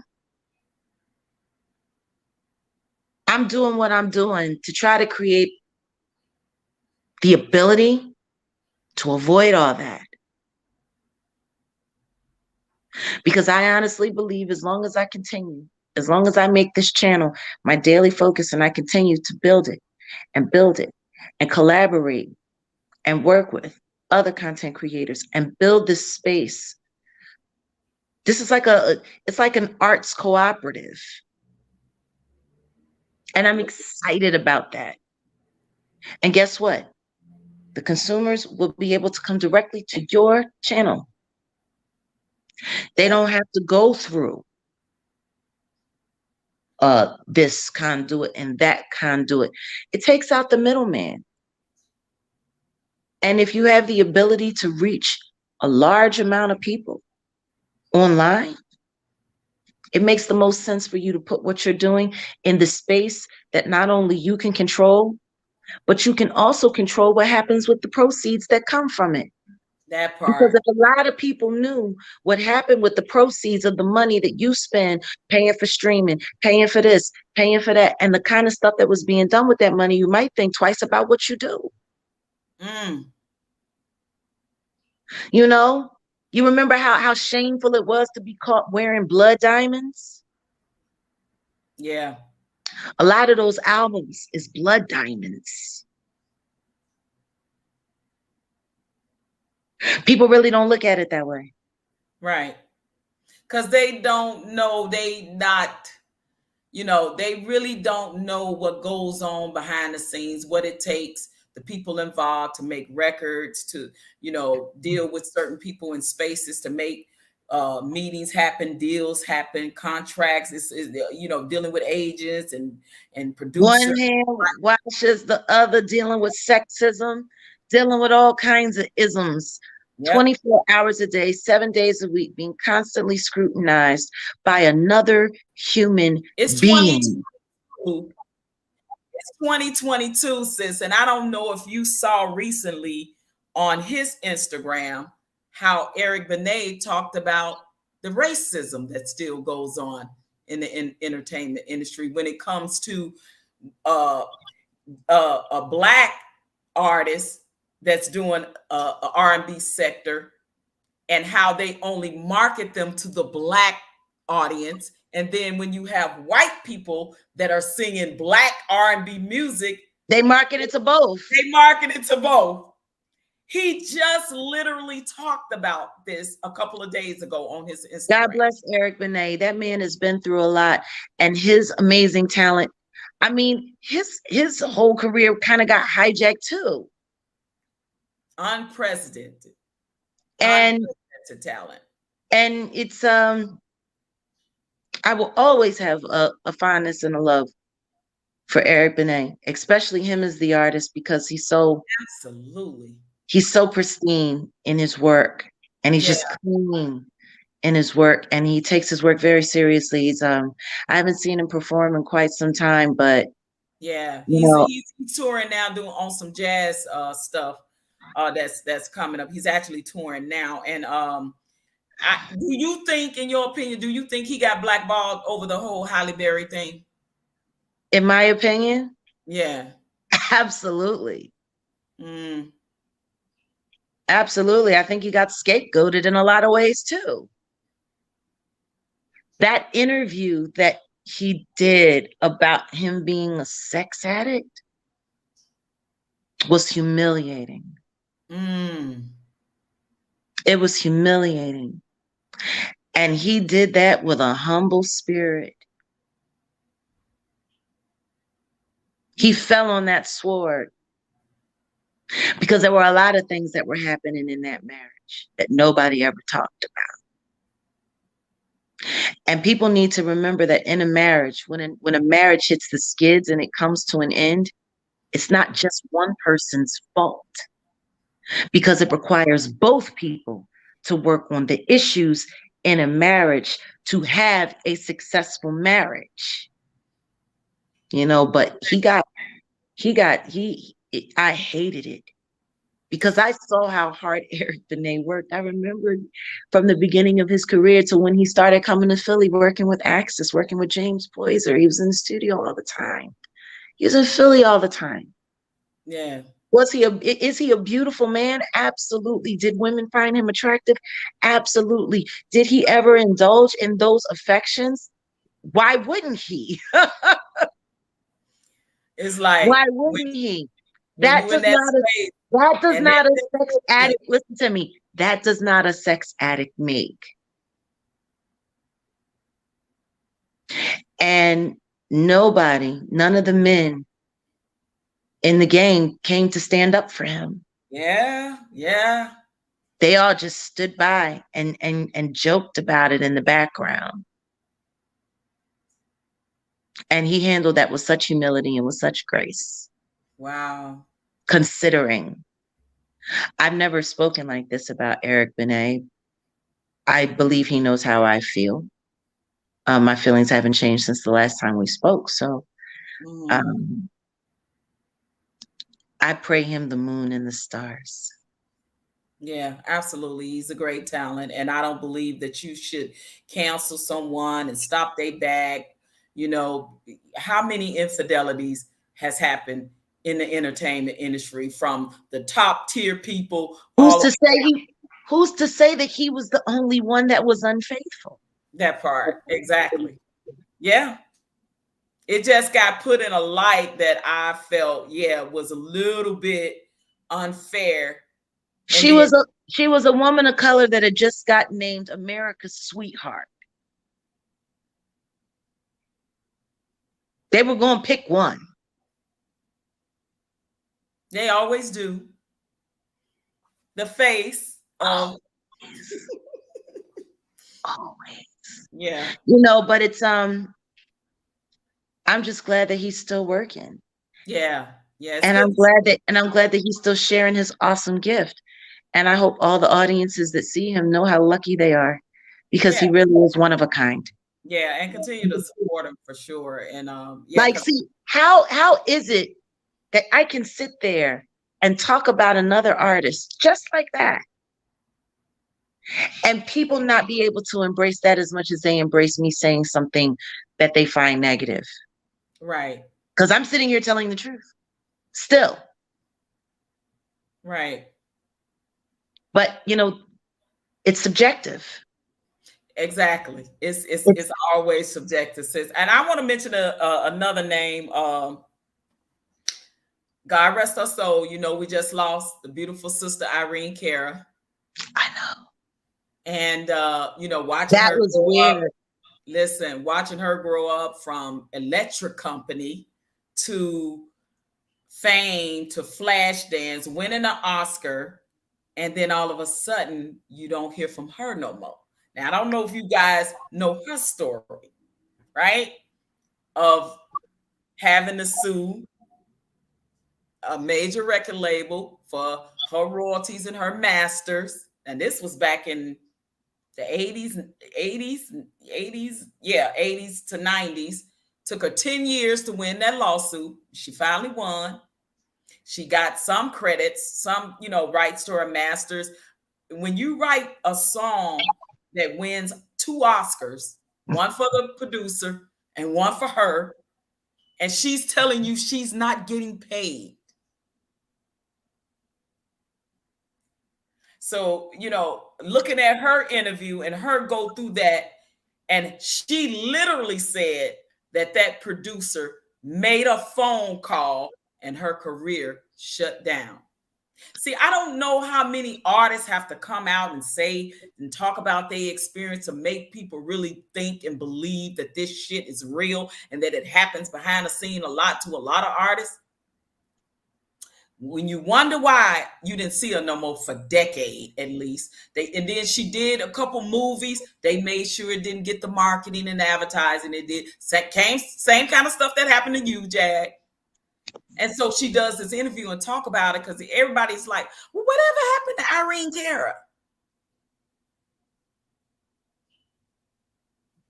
And now she's 63 and gone. And now everybody want to weep and want to talk about. It's like, That woman fought by herself for 10 years. Where were you then? Yeah. Again, get left alone on this island. All because you said no. All because you said, I want to get paid. You're not paying me for my royalties, for songs I'm writing, for shit I'm doing. Who talking now? Mace. Who talking now? Who's saying stuff? Who's starting to talk? Hello? Can they all be lying about the same thing? Happening over and over and over and over again. This is Irene Cara was at the height of her career in the late 70s and the early 80s. My career goes from the late 90s to now. We're talking about a whole generational difference. We're talking about a whole 25 years between the two. And the same thing is happening almost in the same way. The same way. Yeah, it's just a newer version. That's all of gatekeeping. Same story, new character, same story. Same, it's the same. It's a vicious cycle. The same people that hold all the cards or hold all the power, doing the same stuff. But you can take your power back and you can back yourself. Absolutely. And that's what I'm trying to do now. Actually, not trying. That's what I'm doing. That's what you're doing. Exactly. That's what you're doing. And you know, I got to mention our mutual, praise God that he is coming back to good health. He is doing well. I know.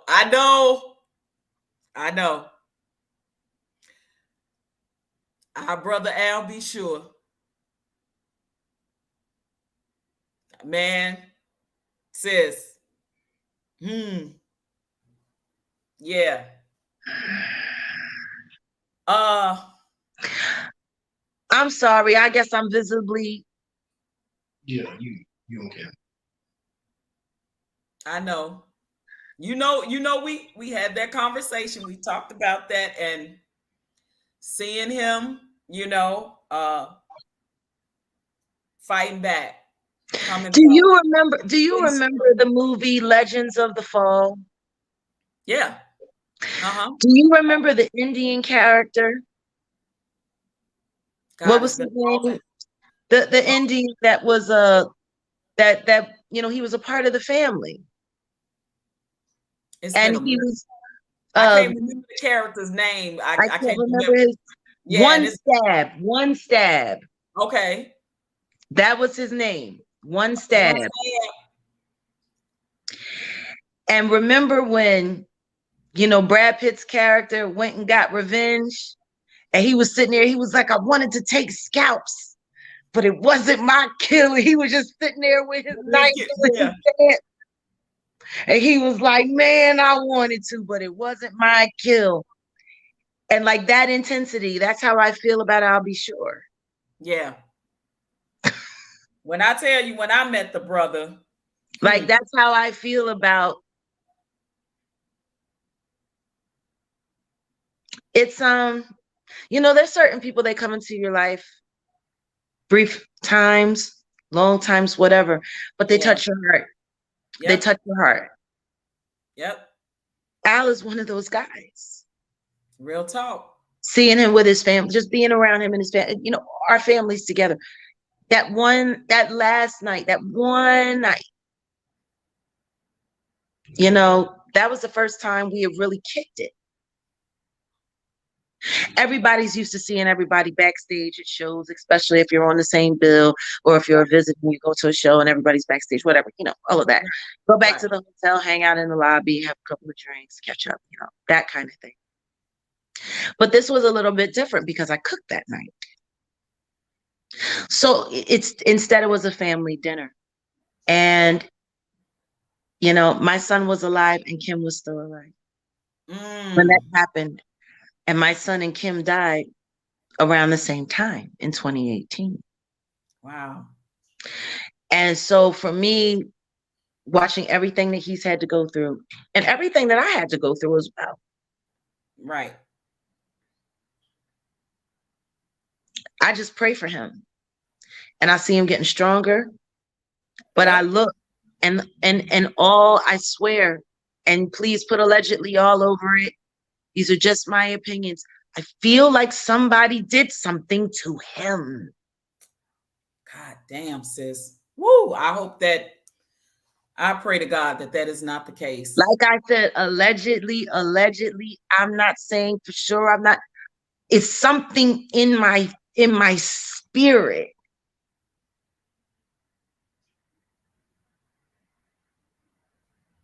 And it's just crazy.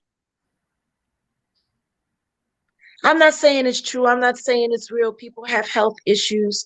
People go through things all the time.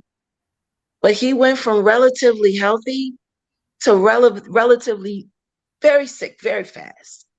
Yeah, I saw him right before COVID at an event. And then next thing I know, what? In a coma? Like what? Yeah, I don't know. And I called his number, and I would say prayers over the phone, so he can listen to them, and text him prayers and things of that nature. And I get a response back, thank you, sis, and stuff like that. But then everything shut down. And I was like, no response, no nothing. Like, yeah. And then I had no idea that he was even in a coma until I called a mutual friend in Vegas. I'm like, what? And then I go to the social media page, and I'm like, oh.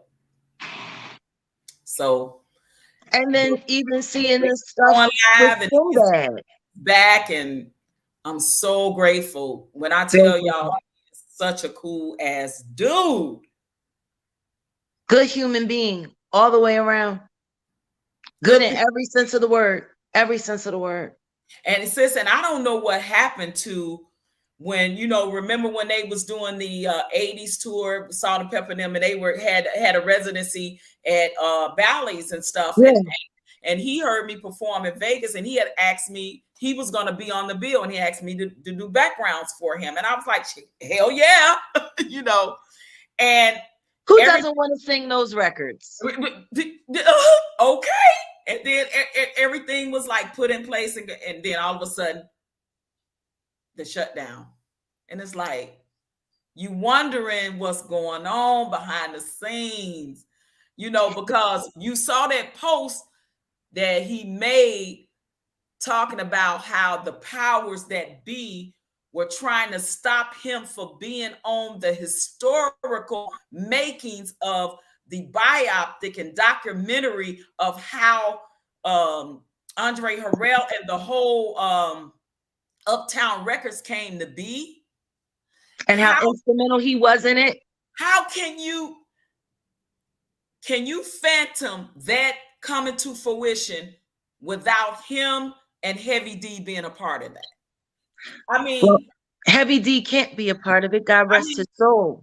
But they can show video footage and stuff like that. Oh, absolutely, absolutely. That not in person, but like, you got a living person here that was one of the first to sign, groundbreaking, as a part of that era and that history and that legacy, and you're trying to write this person out of it. When I saw that post, I said, here we go with the gatekeeping and the blocking. I could say the same thing about Michelle A. in the Straight Outta Compton film. She was barely acknowledged. Minimized, yeah. Barely acknowledged in that film. And she was the first lady of the labels.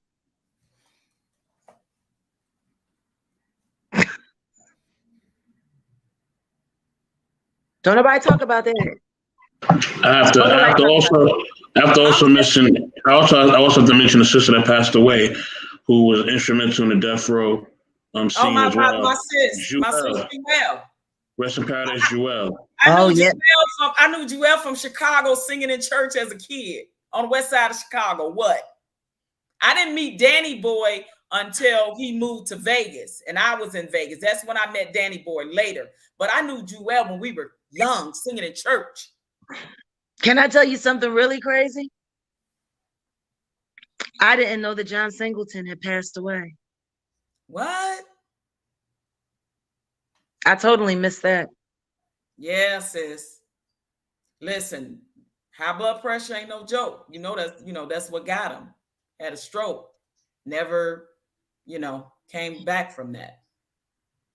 Yeah. Yeah. Wow. Yep.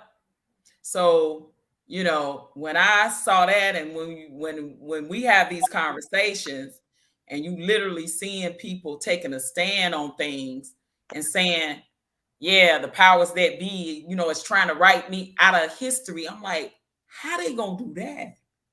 Who's behind that? The same way people actually thought that it was Mary J. Blige that was singing on Unplugged and not me. On the Jay-Z Unplugged? Like all There of was a whole, listen to me, there was a whole little bio saying that though I wowed the crowd with my amazing background vocals, it was Mary J. Blige who stole the show. They literally rewrote a whole bio about it and had the footage up with no volume, with no sound. What? Yeah, that was about 8 years ago. Well, I saw, wasn't it the page 6 that gave you the accolades and things that they wrote on how you wowed and stole the show, blah, blah, blah, blah, blah, and all that? Yeah.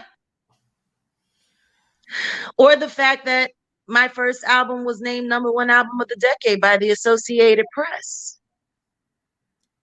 Wow. Why didn't that get out on a marketing and advertising that should have hit the masses? We did not talk about, right quick. Let's talk about the Coca-Cola. Let's talk about Coca-Cola. What about Coca-Cola? Okay. So here we are, and you guys have created this new space for neo soul, and the Coca-Cola commercial comes up to represent this new genre of Coca-Cola. And then explain it to me, because I don't know, is there a audition process, or No. were certain people handpicked to audition? I'll be talking about this on my video journal on my channel, because that's the other thing that I'm doing while we're building the channel. I'm going to be doing a video journal, just sharing moments from my past, candidly and vividly, in plain word, no edits, no nothing, me just speaking from the heart about the things that I experienced. Okay. So people will be able to do that. But Coca-Cola, once again, I was on stage performing during the OK Player Club, and someone from the agency was there representing Coke for this campaign and said, we want her. And it was me, Tweet, and Alicia Keys who were up for the commercial. Okay. And I got it. Alicia wasn't happy about that either. Maybe that's where it all started. I was going to ask, was there some contingent when the competition of that and you getting that role? Do you think, because a lot of times that's where it usually start with women, right? Competitive, like, even now, women, the way they dress and make up, the hair, the nail, they don't do that to impress a man and look good for their man. They do it to compete with their girlfriends, to look which good is crazy. other. So which is crazy. And so on a whole nother level of competitiveness with two female artists in the industry, do you think that's where the contingency started between you and her? I mean, the contingency started between me and her when I was just very unkind to her, and I shunned her very early on because I thought she was a fraud. I mean, I'm gonna be very honest about that. When it comes to that woman, I think she's a fraud. In what way? I think that as far as the neo soul movement is concerned, Alicia Keys benefited the most, and her music and project had the least to do with neo soul. I was But getting ready to because she say had, I didn't never put her in the neo soul genre as an artist. they did, well, listen to me. Technically, she wasn't, but when it came to marketing campaigns, when it came to all of that stuff, because of her look with the braids and the urban wear, boom, they put her on. They tried to put her on everything. I mean, but then again, that wasn't her. That was Clive Davis. See, people keep forgetting what happened at the time before Alicia Keys got signed to J Records. What do you mean? What happened before the time? That time? Clive had just got thrown out of his label. Oh, He had just lost his label. you talking Arista? Yeah. Okay. Okay. People keep forgetting that. I didn't know it was basically that he got fired. I didn't know that. Yeah. It was an uproar. He So was livid. okay, so did he create Jive Records though? He created J Records. J Records, that's what it was. J Which Records, was not where Alicia Keys started. Gotcha. Kind of, because she had record deals with other people. Right. Other awesome people that couldn't seem to break her through the market. But then, Clive got kicked out of Arista. He was livid. He swore out all holy hell and revenge. And so he started another label and found an artist that he thought was marketable, that he could push. And he took his retirement fund and he banked it on that girl to win on everything. He bought everything. She never had to work for an accolade a day in her life. He paid for it all, even those Grammys. Say what now? Even the Grammys, the first album. He bought those votes. I briefly remember you talking about you sitting on the Grammy board at one time. Yeah, I sat in the seat to vote. Yeah. And I'm telling you right now, the way things move around in those rooms, I cannot talk about it. Right. But what I will say is influence is a bitch. Now, do you think that that's still going on today? Because I hear like a lot of artists, talking about being shunned lately. It was an incident that happened, I think, to Miguel, and then an incident that happened, and I think they said recently, Nicki Minaj got shunned, and then I don't know how she got shunned. Her record just didn't get picked. It wasn't good. Okay. So do you think that they're still doing that right today, with the buying of the awards? And see, understand that's this. the rumor, and I'm just gonna say allegedly, because that's the rumor that I was hearing that was going around about her, that she, that it was people, I heard that about her, the artist her, that a lot of hers was, that, if you will. What I will say is this. Gabby Wilson is a very talented girl, and I wish her all her success. I don't know her management team. I don't know who handles her. I'm nowhere. I don't even think I'm anywhere near anything that has anything to do with her. But what I will say is I saw a major shift happen, and I saw them all doubling down on her heavy. And the first thing that I thought was, this is a lot of pressure. I hope she's up for the challenge.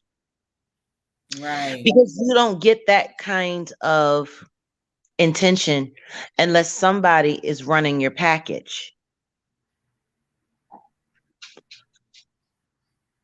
Okay. I know Faith used to sit on there on the Grammys. Yeah. as well. I don't know if she's still doing it or not, but I've heard a couple of artists come out and tweet, or post or go on Instagram and have a gripe about being shunned or certain artists being shunned, and certain artists all of a sudden you wonder how they come out of nowhere and they at this height of plateau in the career and that you barely know who they are. I don't know. Listen to me. It is highly political. It is a highly political process. And all I can say is his influence is a bitch. Okay, Marion, thank you, sis, for being here. I appreciate it. Well, sis, it's been a wonderful, wonderful interview. I'm gonna let you go because I know that you're probably tired, and I want you to get rest and take care of yourself. Is there any last words you want to say to the audience, to the people in the chat, on the platform, or just in general as a whole about this whole experience? It's been an experience. God is bringing me through it. That's who I'm relying on. And I'm looking forward to sharing whatever comes out of me next. We have a platform. It's called DeladelphiaTVNetwork.com. And we're on Roku. And I welcome you to come and be there. And I'm looking forward to seeing everybody there. Anybody who's there, when we finally finish the product and get the project done, everybody on the channel is going to get notified first. Right. This is a community. I am building a community, and I hope that everybody wants to come and be a part of it.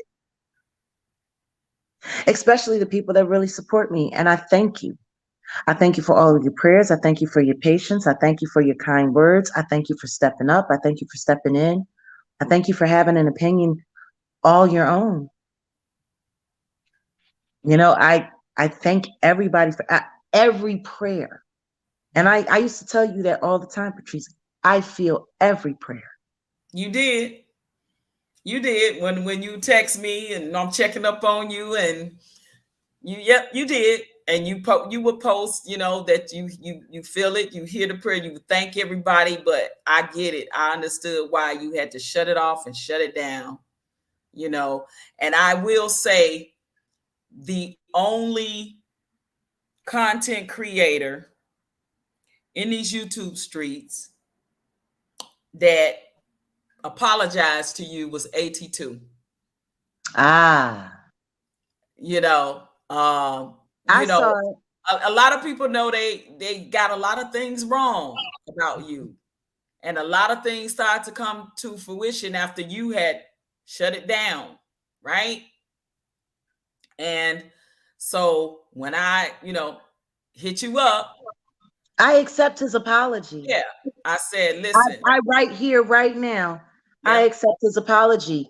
Some of the things that he said, they were, it's speculation. Everybody has speculation. But the overall message, I appreciate it. Right. Thank you, Phoenix. Thank you, Phoenix. She said, may the angels' wings cover and protect you, Jaguar Wright. Stay you, because there is only one. Absolutely. And I went up there. I went up there. You saw the thing. You saw the footage. I went up there and spoke about and kept it real, because at the end of the day, let's not pretend like so many content creators didn't eat off of you. A lot of people made money on the that Jaguar Wright stimulus was something else. What you call it? The Jaguar Wright stimulus package. The Jaguar Wright stimulus package. Listen, let the truth be known. And you know what? Everything that I am and everything that I do, I owe it all to God. Whatever blessings they received is from him. Because if just by mentioning my name, it put food on your table ever at all, please know That came from him. It's to him. It's to him you owe the honor and the glory to on that. And that's why you never saw me. Oh, you better pay me for this. You better pay me for that. Like, nah. Right. Nah. Nah. The information that I've shared was for knowledge. Yeah. And For awareness. people to have access to knowledge and to have awareness. And that's a public service. Right. Right. Well, sis, I want to go out with one of your videos. If my team is still up in the back, put that last part of the MTV Unplugged video, because I want y'all to really see my sis doing her thing on that. That's historical for me. I love you. I love you, Patrice. I love you too. Bye, go ahead. Bye. I am going. Listen, I'm pulling up. I call you soon, sis. You better. I'm pulling up. Love you guys. Thank you so much. Love you, sis. Thank you. Y'all, we're going to go out with my sis video. That was none other than the great Jaguar Wright. Say what you wanna, think what you wanna, feel what you wanna, good, bad, ugly, or indifferent. She did what she had to do, and she stood on that. And sometimes in life, we do the uncomfortable things. We say the uncomfortable things that make other people uncomfortable in spaces. But she never wavered. She always stood on what she said, whether we liked it or not. Like I said, good, bad, ugly, or indifferent. That was her truth. That was her story. That was her experience. And the question I have for us and you, were you there? Were you there? I'm going to leave y'all with this little music, and then I'm going to do my outro, y'all. This is my sis, Jaguar Wright, featured on the MTV Unplugged with Jay-Z, Heart of the City. And it is and always will be a part of hip-hop culture. The epicness of that MTV Unplugged stands unprecedented with only a handful of other MTV Unplugs. I would say I enjoyed like Lauryn Hill's MTV Unplugged. It's people that are a handful that on that level when it comes to MTV Unplugged history and legendary performances. And that was definitely on the top 5, in my humble opinion, of all-time favorite MTV Unplugs that there is. And I appreciate you guys for rocking with me, staying with me this long for this interview with Jaguar Wright-Johnson, the singer, songwriter, and activist. You guys, please go over there and subscribe to DallaDelphiaTVNetwork.com and support this sister in her endeavors and what she's trying to continue to do and build a legacy in a different form in the entertainment industry. If you are an artist, if you are a supporter, if you are a fan, go over there, and I encourage you to subscribe to watch some of her live performances. If you're a fan, go over there and just show her that you rock with her, that you are a fan. And where I come from, that's what we do. We support people that we are fans of, right? We got many fans in these YouTube streets and all this other stuff that goes on that we support, a lot of other stuff. If you love music, if you love the art of music, and if you are a fan of Jaguar Wright's, go over there and subscribe to her DallaDelphiaTVNetwork.com and go over there and subscribe and show my sister your support. Thank you once again to Jaguar for being such a gracious guest on my show. I appreciate her coming and rocking with OG Patrice on Straight Up No Chaser Talk. I would encourage you guys to please hit that like button, subscribe, hit that notification bell that says all, so that you will get all of our notifications when Knowledge and Relationships comes on, guys. Smash that like button, subscribe, and share. Tell a friend to tell a friend about knowledge and relationships. I love you guys. Salute to the chat. The chat is where it's at. I love y'all. And I'm gone. Hello, and good night. Good night.